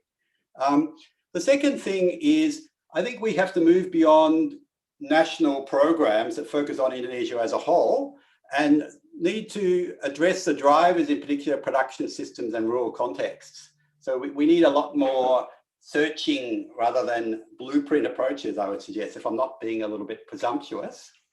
Just being a little bit provocative here, where might we go? And I think that Indonesia has got so many capable researchers, and capable, the state capacity for thinking in complex ways is there. So this is perhaps just another way forward. So this, in the work I've been doing with ASEAR on the COVID response, we were thinking about, with a number of colleagues across Indonesia, we were thinking about how could regional governments develop responses that build on local institutions and knowledges. So this is in a report that's going to be released, I think in next week or so. So how do people cope with the crisis? And so if you go into villages during a Pacek click period, there are certain things that people turn to. How can we help them to grow these things or even grow better ones? One of the things that the climate change literature suggests is that externally driven climate change adaptation programs don't do as well as those that are initiated in local communities based on local knowledge. So there's a lot of interesting learning that we can do in this space. Okay, so that's all I want to say today. Thank you very much, everyone. We'll look forward to having a discussion in the follow-up.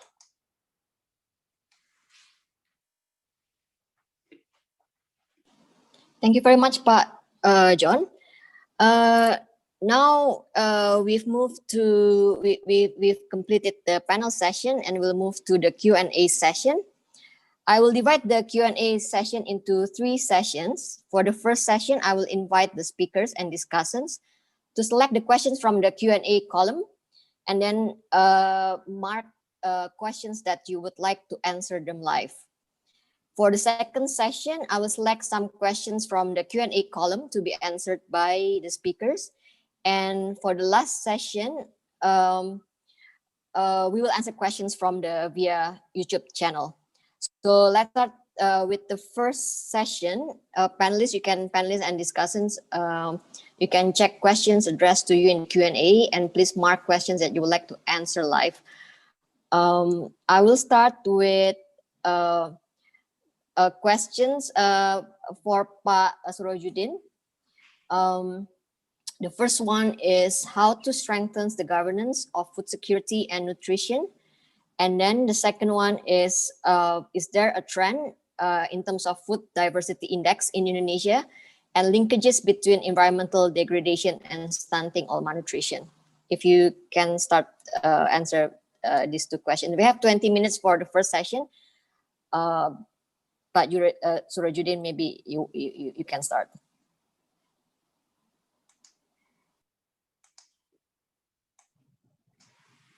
Thank you, Bu Monica. First of all, I would like to thank to Pak Elan, Bu Dhian, and Pak John for their critical feedback, comment, question for our report. And indeed, I wish that I can hear from John McCarthy, who put the many of the points raised in the report in the broader scholarly theoretical debate about food security and nutrition. And yes, we agree that to some extent, even though we try to put some latest information on how something can be done, but in the end, we have to realize that many things about this question are simply beyond the scope of our study. So yes, it is true that in many ways the report talk about what needs to be done, what's the problem, and what needs to be done, but how to do that properly is still open to debate, and we hope that the report can open the debate so we can find better ways how the Indonesian people and how the government can address the problem of food security and nutrition. So now let me move to the question from the participants. One is how to strengthen the governance of food security. So we realize that this is practical but very difficult situation, because we can imagine that yes, there is a certain ideal institution that should be developed to address this problem, but to some extent institutional development should be politically situated. So probably the ideal one will not be implemented, or is not appropriate for certain reason. So learning from the past experience that the proposal to develop independent institutional body which regulate food and security as one entity, as a food system, even though few years has passed, but the proposal has not been materialized, we realize that probably there is something that needs to be adjusted. So rather than simply stating that yes, we should develop this institution, we see that we need to adjust to the current bureaucratic and political situation in the country. So we believe that gradually developing such institutions by building on the strength of certain existing institutions can be a good way to achieve such ideal situation. So what we see is that, for example, now we have the stunting. So if we believe that the food and food security and nutrition should be regulated as a food system, as an entity, so why don't we develop this institution, expand the responsibilities and the authority to cover not only undernutrition, but also other problems, other challenges that we believe we should to address them carefully for a better nutrition food. So that's the way we think how we could strengthen the governance of food security as a whole. We remember from our FGD. So even though we often talk about the food security and nutrition, but actually not until recently do people realize that we should these two things not from different perspective but from the same angle. So we hope that it is certainly easy to be said, but it's difficult to be done. But now let's think these two things as one thing is a food system. Secondly, the trend in food diversity in Indonesia. So if we look at the PPH score, actually the PPH score is quite good. So the government stated that actually we have achieved the target of PPH score.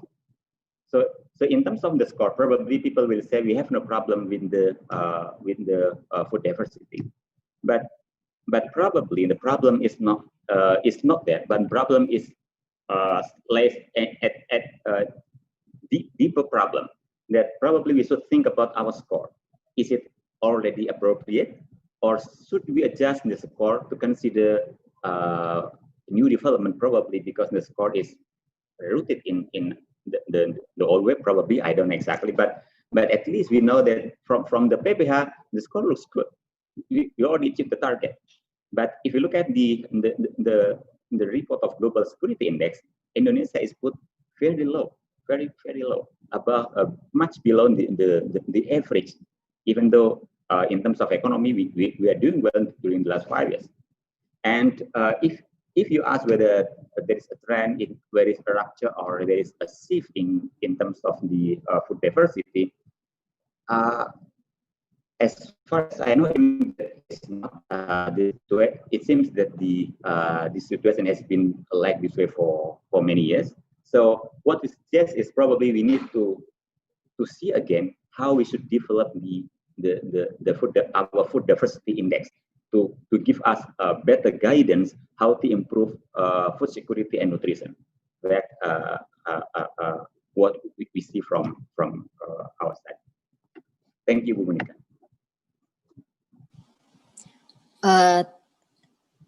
Thank you, Pak Sirojuddin, for the answers. Now, let me move to Pak Elan. Pak Elan, there's actually a lot of questions about the effectiveness of social programs that the government have implemented. Would you like to answer questions on the cash transfers? There's a question what is the basis of the 600,000 rupiah in PEN and whether that amount can help ensure food security. And if you also would like to touch on how the government has been measuring the effectiveness of social programs.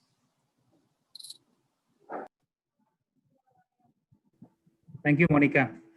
Yes. Well, the question is on the why 600,000 and how the government actually determine the size of that cash transfer. Well, to be frankly, actually, there's no formula in the exact formula actually to determine that 600K. Here, when we're thinking of designing actually a cash transfer program related with COVID, but what we are thinking is there's some consideration that we think that the sizes actually should be bigger than the regular programs, because this is extraordinary situation. And if you see that the number of or the size of the programs related with COVID is actually in most cases it's larger, and we hope that compensate partial the loss or the reduction of the incomes experienced by the poor and the vulnerable. So again, I think short answer for your question. So there's no like exact formula to determine that, but that 600 we think, or government thinks that it will somehow compensate the loss in income or reduction in income. And I think the question on the effectiveness, we haven't had the evaluation of the impact actually on the ground for the current programs, but we're doing some rapid monitoring for different COVID-related safety net, and mostly we're looking at the quality of the implementation. Yes, there are some challenges with regard of the accuracy of the data, the timeliness of the distribution of the incomes, but I think with the information that we get from that rapid monitoring survey, the government responded relatively well.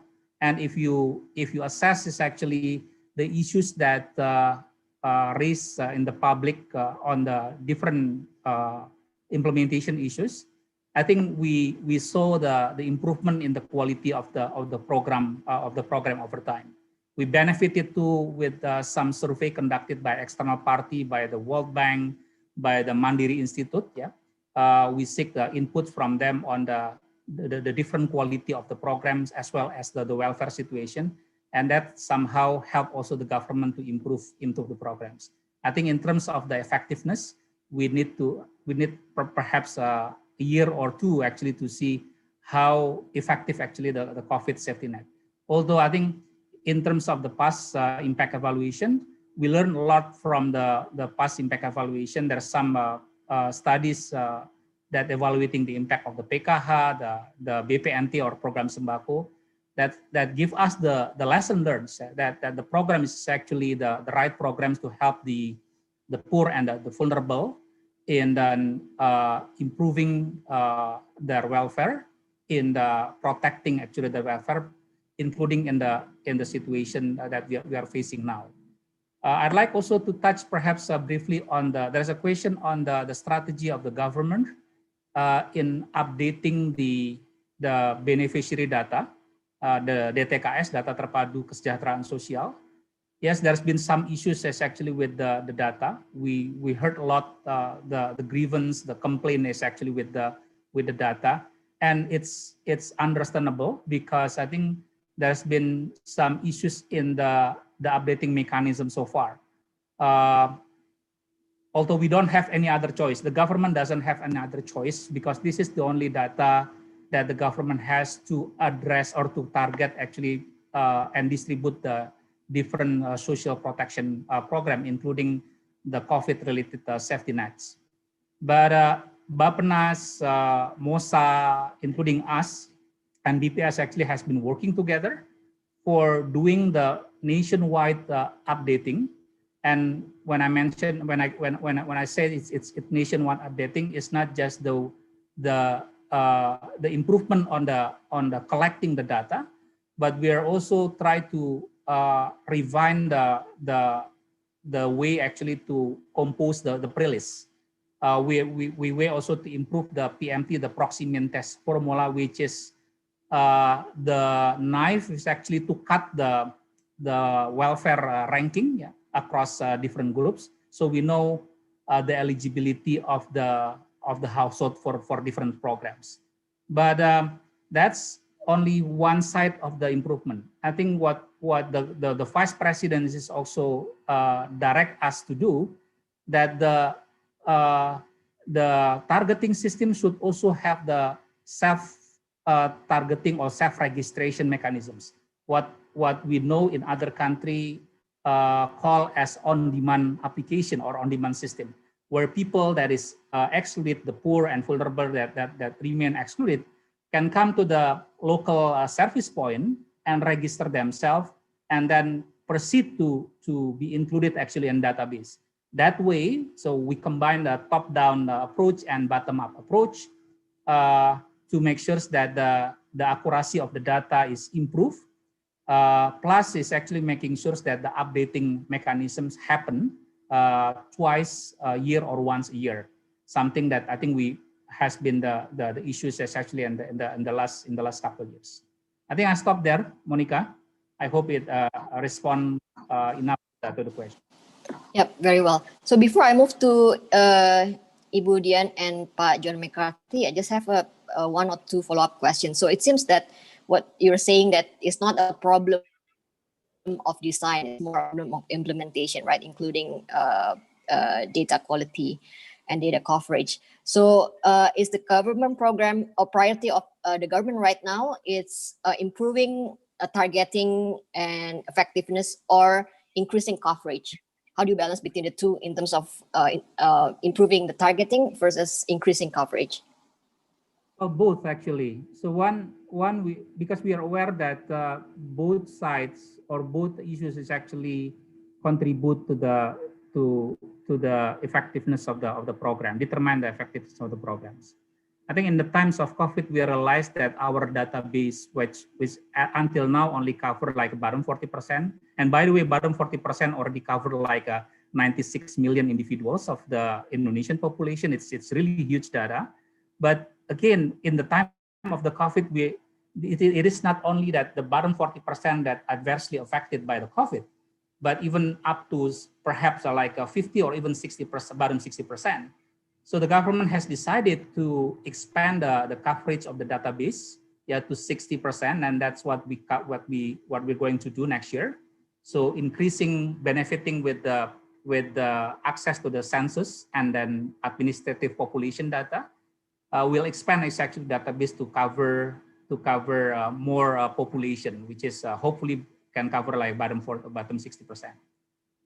Plus some refining in the methodological sides of the data collection of the PMT and adding actually the on-demand application. But the quality of the implementation of the program need to be improved as well. And we see that that related actually with the design. I give you one example. I think in the beginning of the program, we heard that the Jakarta received the program of the Sembako. I think this is the decision is actually to give the Jakartanis and the Bodetabek area, the poor and vulnerable in the Bodetabek area, because they need food. Yeah. So it come out with the good decision, with the good intention. But the decision to give the poor and vulnerable in Jakarta and Bodetabek the in-kind food and different kind of food like dried meat, rice, sardine, and at all, it comes up with the complication of the procurement. You know, they need to do the regular procurement every 2 weeks and distribution for like 10 trillion, 15 trillion. So, and we've been realizing the problem of the bureaucracy in the procuring of all of these things. So we in the COVID situation, we need actually to decide and implement every program very quick. So this is actually the decision actually come with the implication that going against the nature of the crisis, where we need actually to decide soon. So why not actually, the question is, why not actually giving the benefit in terms of cash? And that's something that actually government changed later. I think starting on July, the benefit that given to the people, to the poor and vulnerable in Jakarta and Bodetabek will be changed into cash. Okay, thank you, Pak Elan. Let's move to Ibu Dhian and Pak John McCarthy. Ibu Dhian, would you like to answer the questions on the effectiveness and evaluation of the current stunting campaign and how campaign and behavioral change communication could be strengthened? And also, there's a interesting questions on, whether there is a government policy and regulation on processed food, especially those with unhealthy content and high carcinogenic content. So I think that relates to the campaigning programs. Ibu Dhian, the floor is yours. Thank you, Maria. Actually, for the last question, I have already answered in Q and answer room. But actually, for the monitoring and controlling the carcinogenic food is already implemented by BPOM. So our task is MOH task is doing education to pick the diverse food to fulfill the need of food. So actually we have already doing like Germas, Gerakan Masyarakat Hidup Sehat, which is conducted by 23rd of sector.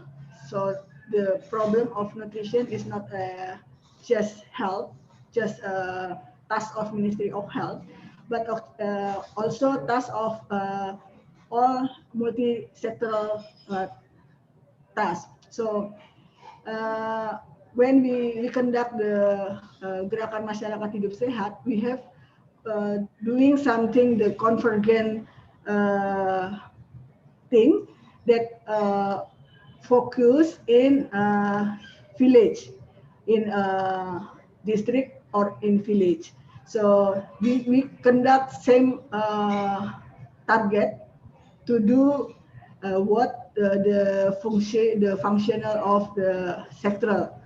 So for example, Ministry of Health is educate community by providing media. Then Ministry of Village providing budget. Ministry of Home Affairs providing the regulation, how to conduct the program in the village. So we have already doing this, and then by now we prepare a draft of President decree about stunting, to conduct the stunting, to accelerate decreasing stunting. Then this is actually already implemented and nearly finished the decree, the draft. So after this finish, I hope what the problem rise is can be controlling. One more, talking about how to diverse food, we can use utilize our yard to growing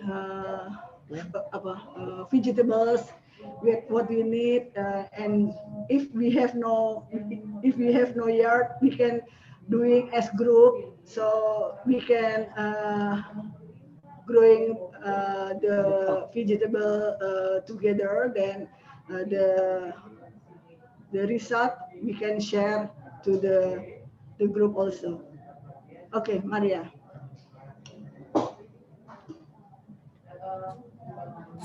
Thank you, Dhian. Now I'm moving to the second Q&A session. So I will pick some questions from the audience to be answered by speakers. So related to the government's campaign program, so I would like to move to Pak John McCarthy. There is a comment by Ibu Hastuti here that the issues on our diet is not only on the supply side, but behavioral, in particular culture and habit. And also you mentioned in your presentation that, it's the how that is more important in terms of building these diversified food systems. So from your field and background, like what can you say about like changing people's culture and habit in terms of eating more healthy and diversified diet? Okay, so I guess I've had the pleasure of traveling to Indonesia for about 30 years.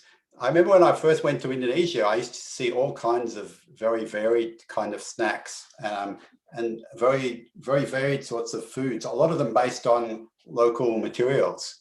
But over time, these food systems have kind of gone into eclipse or been disappearing.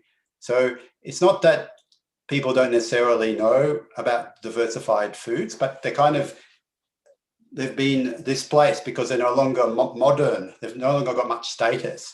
And it's not so easy to revive them, but perhaps this shock is to some degree going to revive them.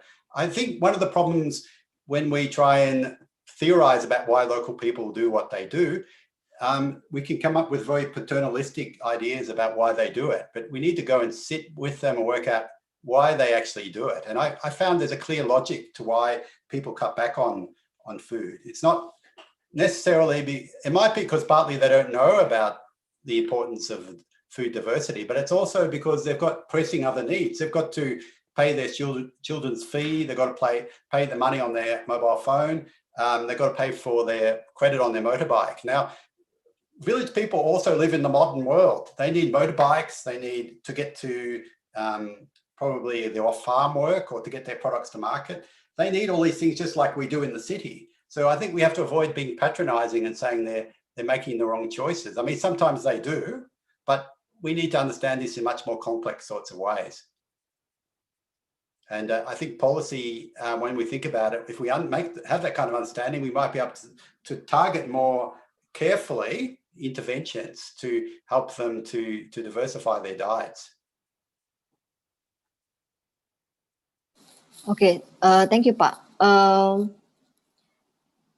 I think just like one question before I move on to the agriculture side of questions from the audience is that related to what you mentioned. So during this pandemic, when many households lost their incomes, right? Maybe this is also a question to Pak Elan. What are the policy that can help securing nutritious yet perishable food? As people will tend to reduce, more expensive nutrition perishable food to like less nutritious and non-perishable food. Maybe Pak Elan and then also Pak John McCarthy can add. Maybe Pak Elan first. Okay, well, that's a very difficult question, actually. Yeah.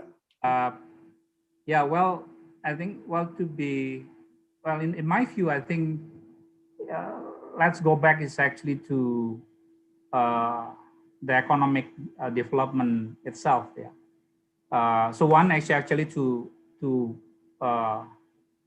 stick focus actually on the social protection, but we know that this is only focusing actually to the bottom group of the population. While when we're talking about the not so positive consumption behavior, it's not just a problem within the bottom group. Yeah. So I will say that two ways is actually to address that situation. One, while we need still to continue the efforts is actually to improve the welfare of the overall population.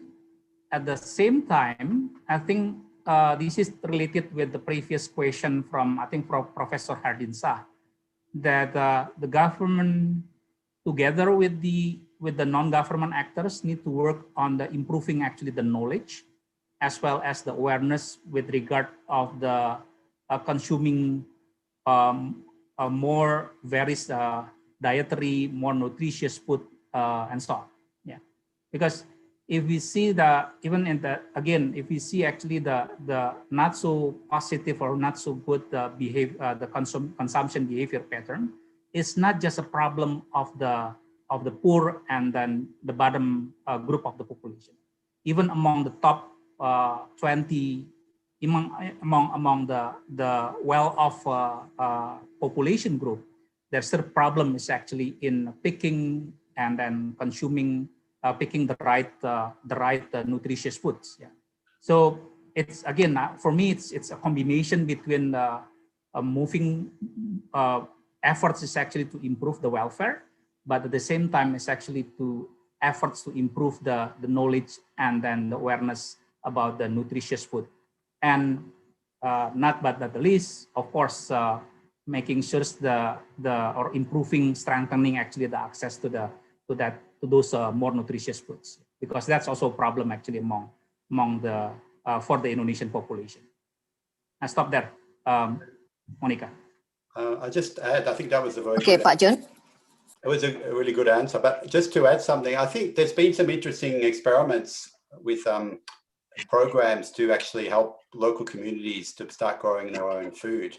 I've forgotten the name of the program, but often when you visit, sometimes when you visit villages, you see these programs to help all the ibu-ibu grow vegetables in empty areas of land. And also, there have been a lot of people I've seen on social media who have started growing vegetables in all sorts of experimental ways in their backyards.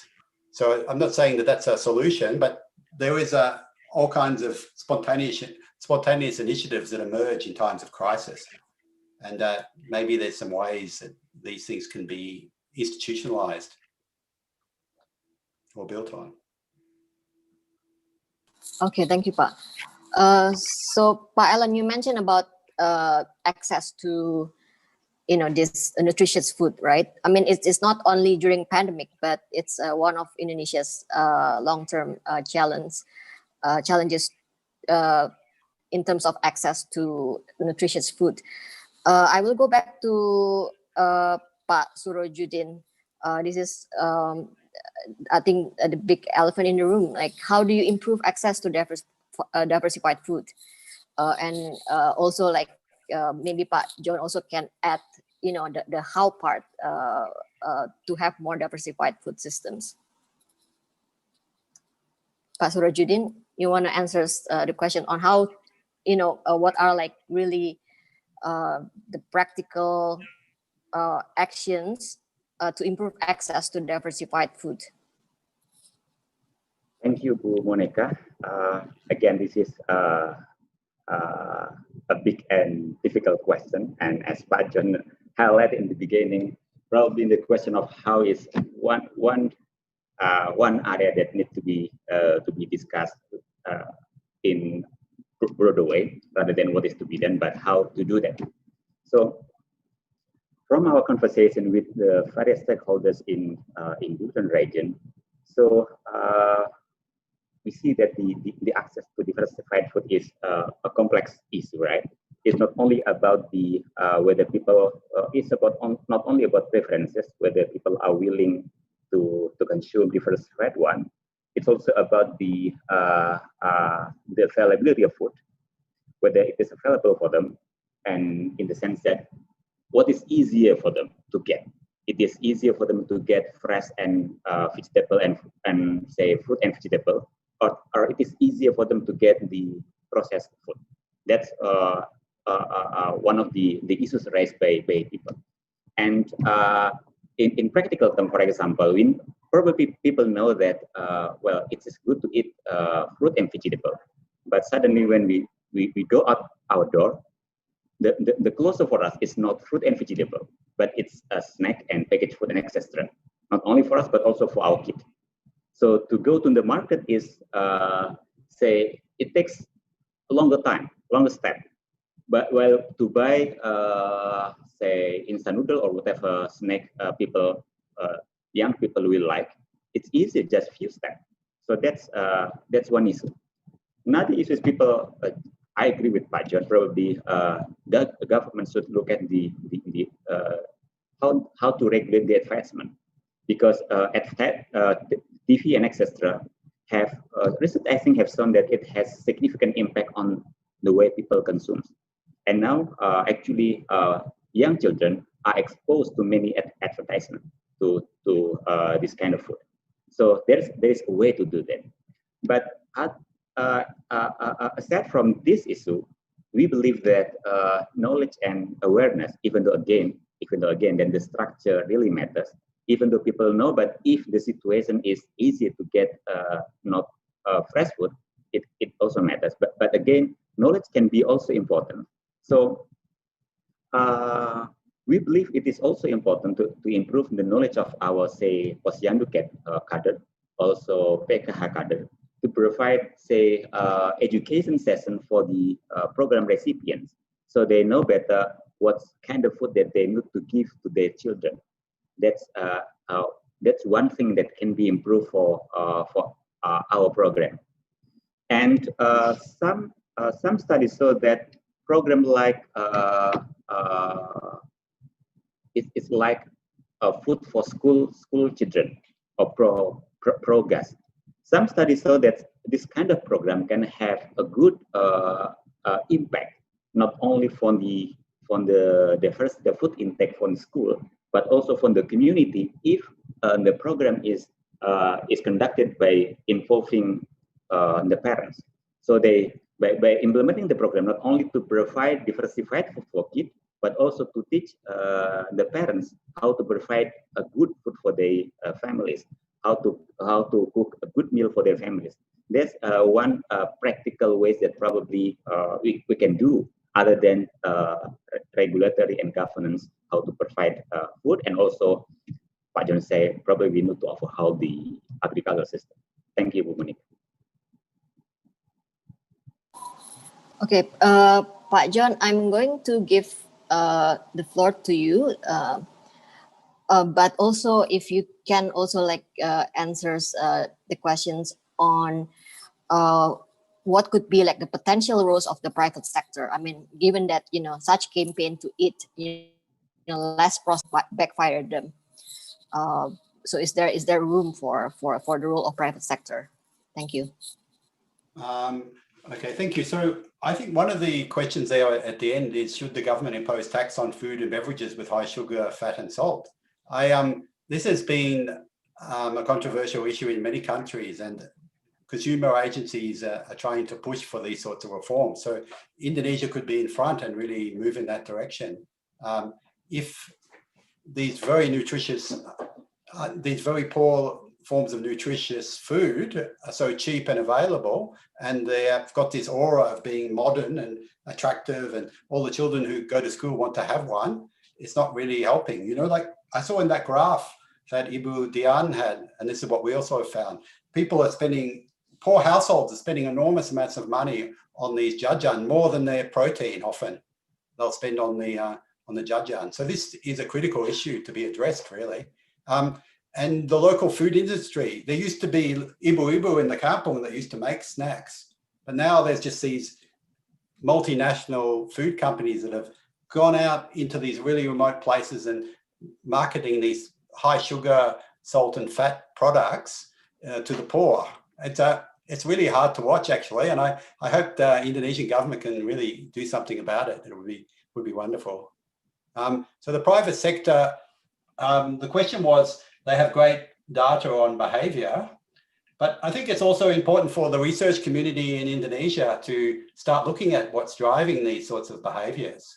So as well as I'm not sure to what degree the private sector want to share this information. I mean, they're very profit orientated. They've got their own agenda. Maybe they want to, but I think it's time for the Indonesian research community to understand there's a lot of capacity there. So. Okay, I think from Pak Sirojuddin and Pak John McCarthy, there's a lot of discussion already on the demand side of diversified diets, right? What about from the supply side? Like, how do you incentivize better farmers to produce more more diversified food productions, and also policymakers and government to invest more in the supply and value chains for a more diversified food system. Maybe we can start from Pak Sirojuddin and then Pak John.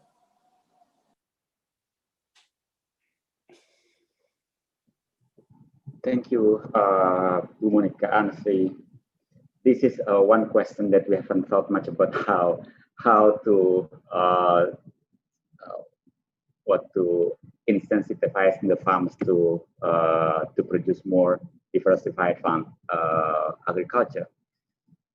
But if you think that the government policy do matter, probably one thing that needs to be thought is how to change the way the government think about the food production. That now, rather than focusing on certain commodities, we should allow the farms to give more incentive to produce more diversified one. And the other thing is that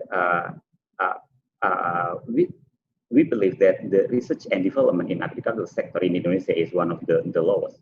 So that's I think the areas that the government should do. So to give more support from the farmers to develop more diversified one. I think that's a really good answer.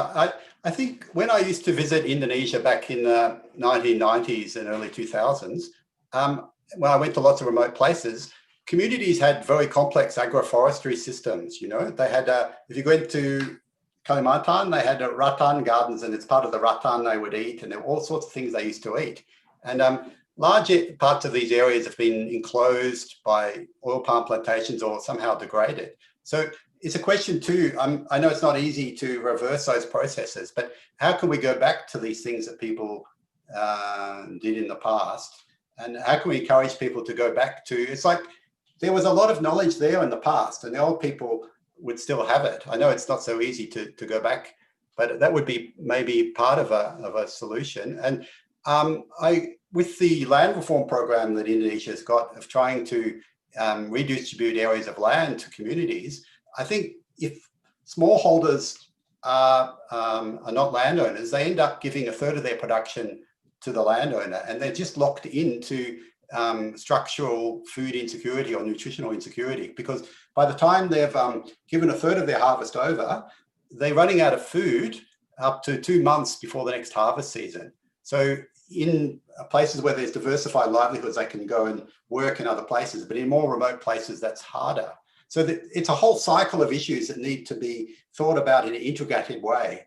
We can't just think in an imaginary way. We need to look into specific places. And this is where I think regional government and regional research capacity could be developed to think about these things. And it's going to be really critical thinking about climate change coming down on us, how we can make more resilient food systems at a regional level. Because what might work in East Java is not going to work in Nusa Tenggara, you know?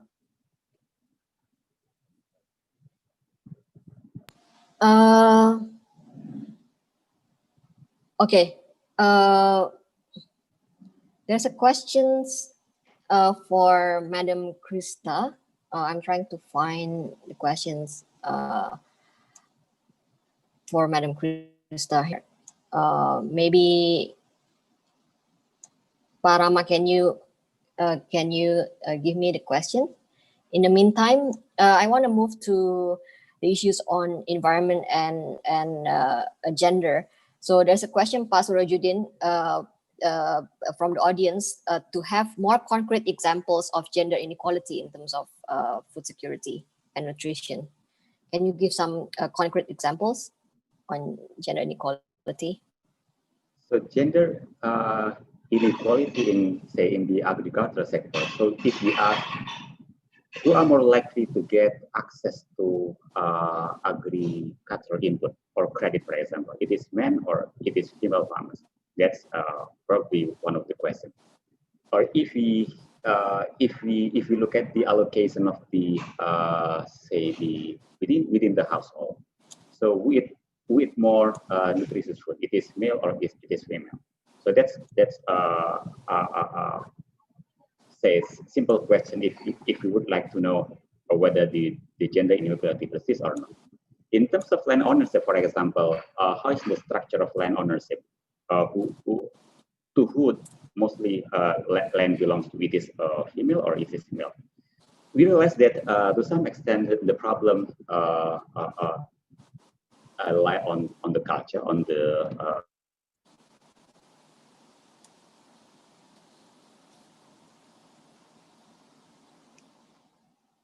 sorry, Pak Sirojuddin, I think you're mute. Sorry. So Sorry, okay, you're muted. So I think there are simple example how actually gender inequality persists in the agricultural system. So, for example, if you look at if you ask ourselves who will get the access to agricultural credit more likely, it is male or male farmers or female farmers. Probably people will say, oh, it depends on who owns the land. But again, the likelihood of farmers to have a land probably is higher for male rather than female. Again, it is difficult problem because to some extent it's beyond the control of the government because probably it lies in the culture. But we believe there is something can be done to address the problem. For example, government can start to provide higher number of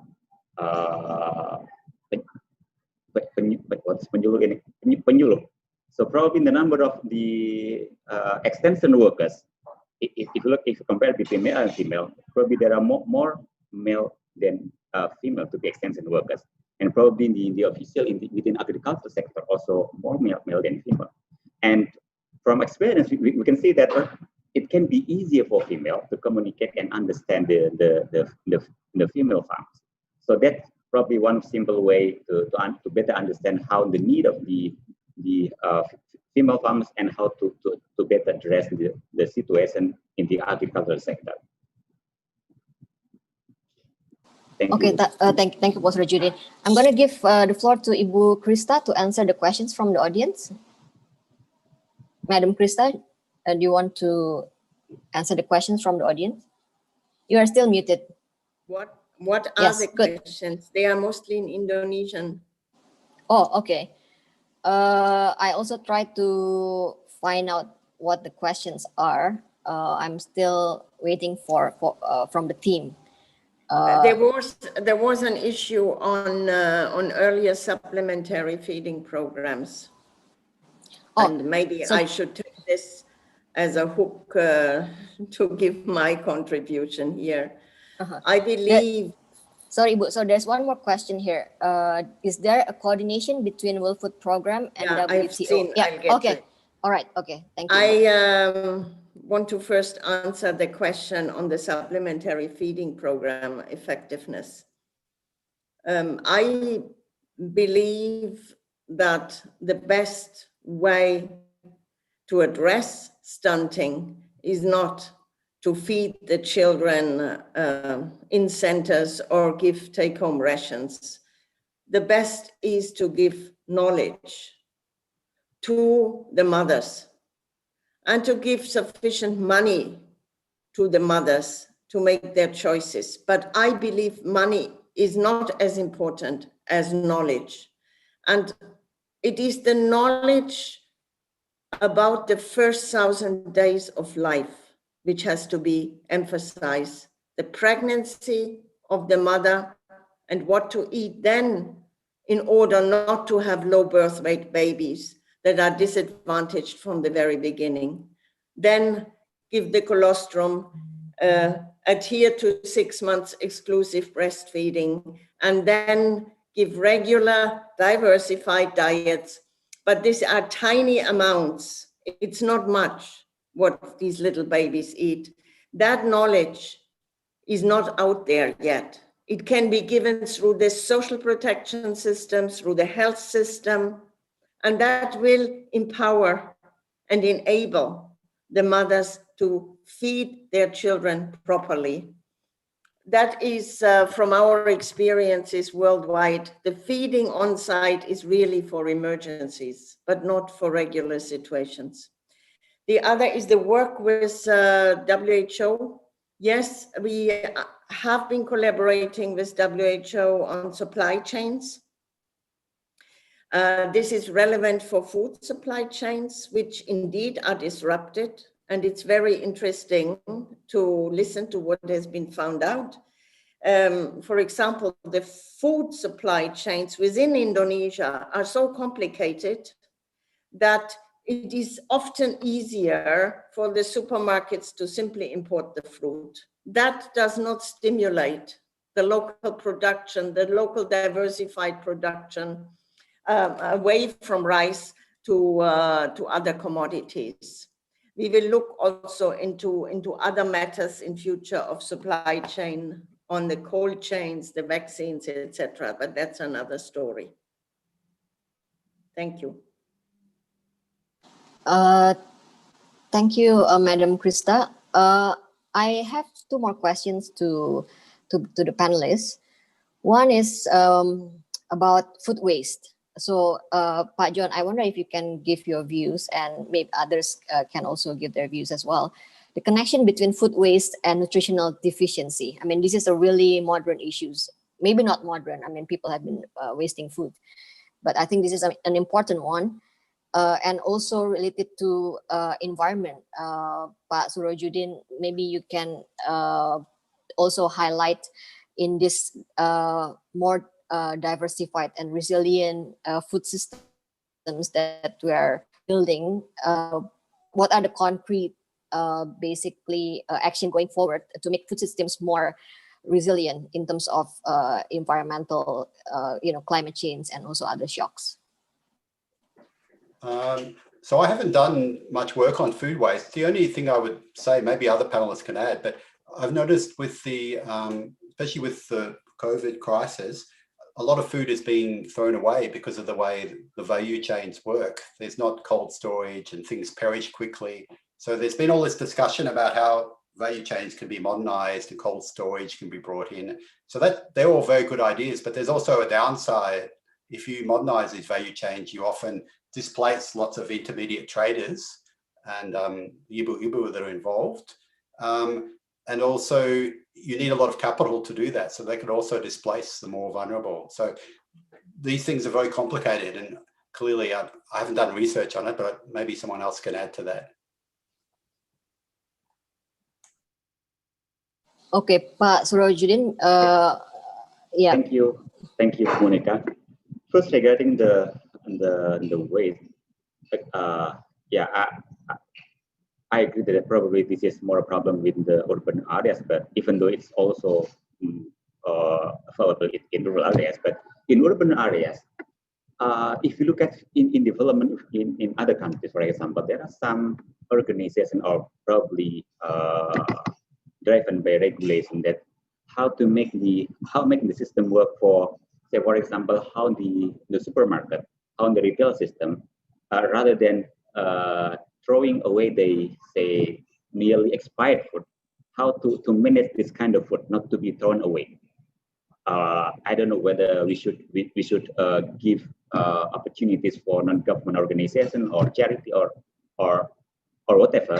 But the point is how to ensure that the food in the chain system are not thrown away, say a few days before it becomes expired. That one probably one areas that the government and other actors can think about how to reduce the waste.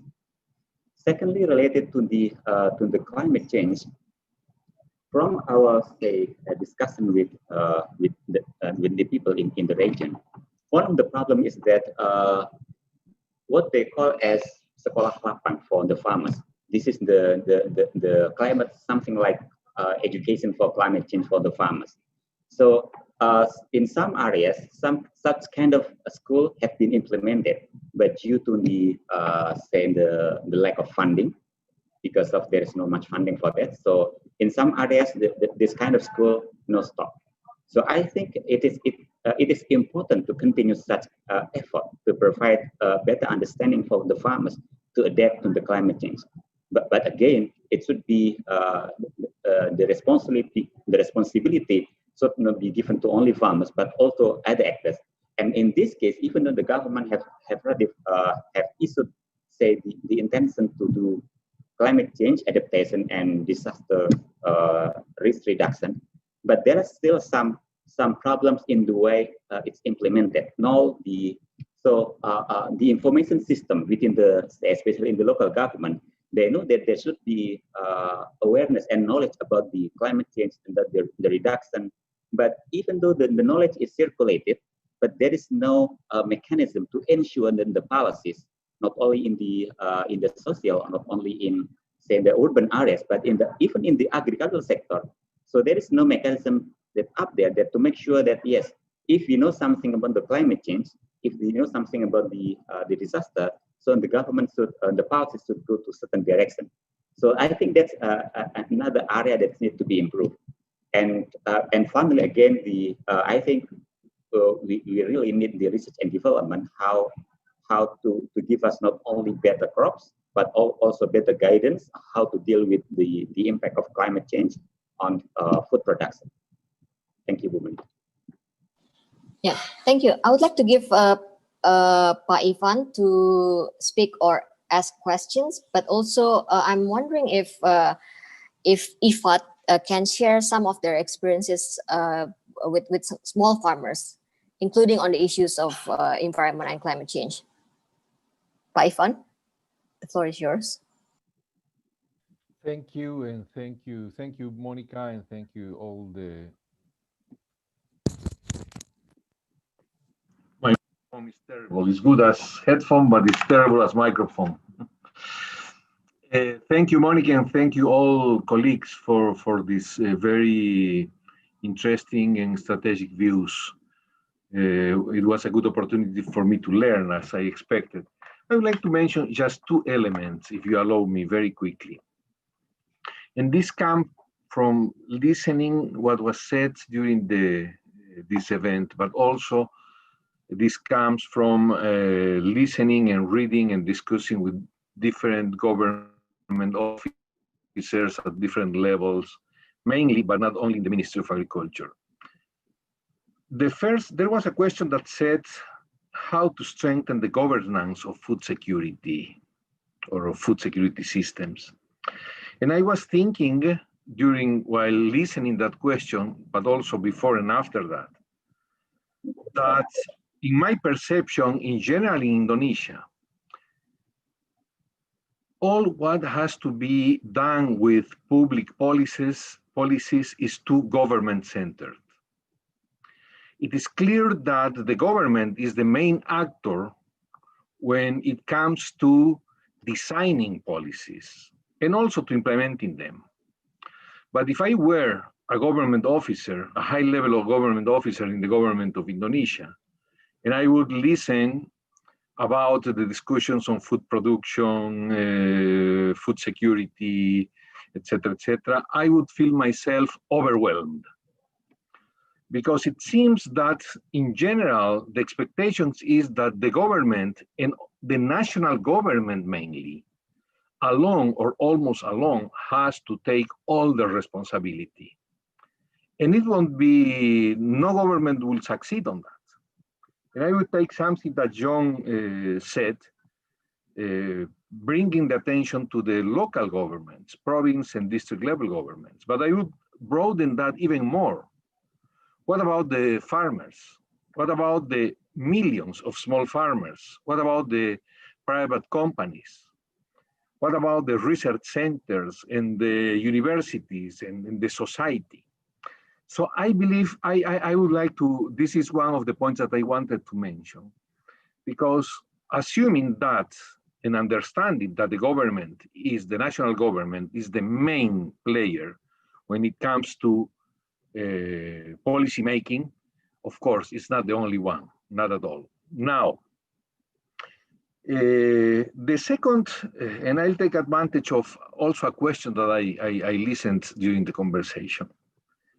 There was a question saying how to improve access to diverse and healthy foods. And of course, all what was said, I believe, is really important, thorough, strategic, along the responses to that question.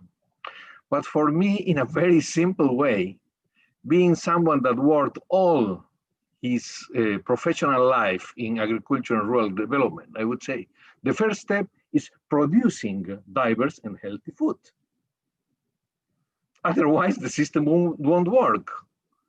This is why a sustainable food systems approach, in our view, and allow me, Christa, to say our, referring not only to IFAD, but also to the World Food Program and to FAO that is not here, but we work with 3 agencies, UN agencies, work very closely together.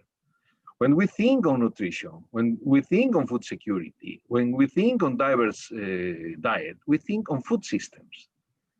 So all the complexities that were mentioned about climate change and about value chains and the distribution channels and all that is essential, is absolutely valid.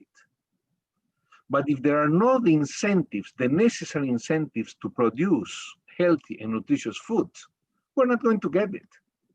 Or it will be so expensive because it will be imported that will be impossible to access to 95% of the population or even more. And exactly to the population that has problems in terms of food security and nutrition. So we have to start, sorry, I don't want to be ironic, but we have to start from the beginning. We have to start from creating the conditions and the incentives to produce healthy and nutritious food. These are the 2 points that I wanted to raise. Thank you for giving me the opportunity to do it at this point of the workshop. Thank you. Yeah. Okay, thank you all panelists and also the audience for the questions and answers. We have come to the end of the Q&A sessions. Before leaving this meeting, I would like to highlight a number of key takeaways from the discussion and the panel session. It is not exhaustive of the very rich discussion that we had, but I just want to point out a few things. So it's clear that we have short-term challenges in this pandemic time, including disruption in both the supply and demand side of food. But we should not lose sight of our long-term challenges. As Mr. Iván said, COVID will last, but it will not last forever. And I would like to highlight a few remaining long-term challenges that were echoed throughout the seminar. The first one is diversifying the food systems. The government should promote diversification to high-value crops beyond rice and other nutrition and to other nutritious food. Mr. Iván mentioned that the food systems should be resilient to climate change and shocks. And one of the first steps is to increase access to diversified food is producing this diversified food. So we have to put necessary incentive for farmers to produce more diversified food.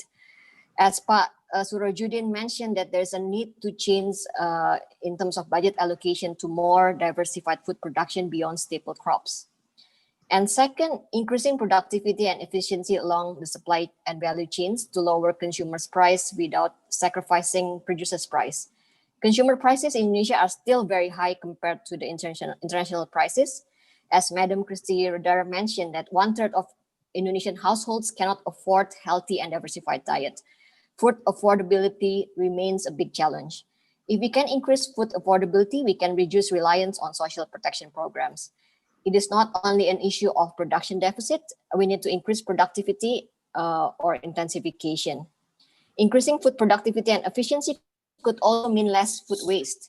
Moreover, we need investment beyond production, investment in the earlier and later stage of the value chain, including R&D and post-harvest technology, as well as the use of digital technology are needed to increase efficiency along the supply and value chains. And third, diversifying people's diet and knowledge and awareness. So Madam Räder pointed out that one of the remaining challenges is diversified diet. Indonesian diet is far from ideals and still very much dominant on carbohydrates. Protein consumptions remain unequal across different income groups. There's an increased consumption in processed food. Indonesia is facing the triple burden of malnutrition as a result. What is striking here is that overnutrition is not confined to urban areas. In fact, its rate grew fastest among the poorest income groups. As Pak Bambang mentioned, effort towards quality nutrition intake may not need an increase in social protection program, but addressing the lack of knowledge and awareness of quality diet and the first 1,000 days. Effective social and behavioral communication chains, including Germas and Isi Piringku, among other approaches, is very critical. Increased demand and willingness to pay for healthy diet will increase incentive for farmers to produce them. So related to knowledge is also important, or I already mentioned that it's also important to increase awareness for farmers to be informed about the need to adapt to climate change and other environmental degradation. So in summary, food security and nutrition agenda is multidimensional. Some aspects have progressed well, but we need to focus on remaining challenges. But John McCarthy said it needs to be integrated also to social and economic policies. Lastly, as echoed by presenter and speakers, there's a need for more collaboration and coordination. Such collaboration and coordination should be more decentralized, as Pak Iván said, especially to local government to take more responsibilities of the agenda. So in this forum, I would like to throw some ideas that we should be thinking on how to work together among academics, research institutes, as well as multilateral organizations, along with policymakers, especially local governments and other stakeholders, to move forward the agenda.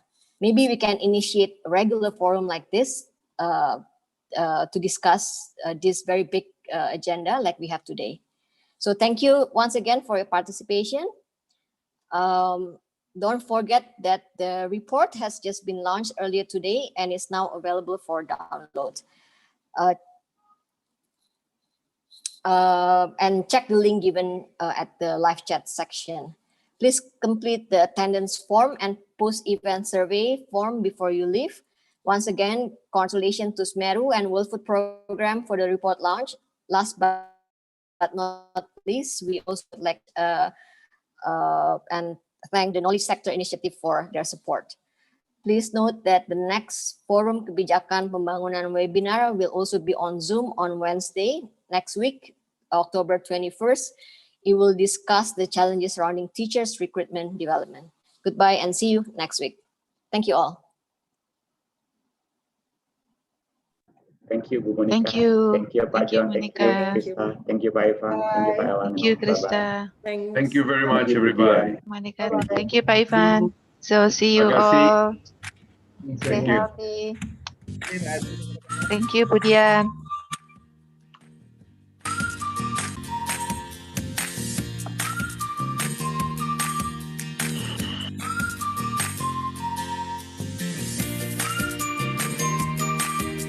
It was nice, Christa. Thank you for inviting.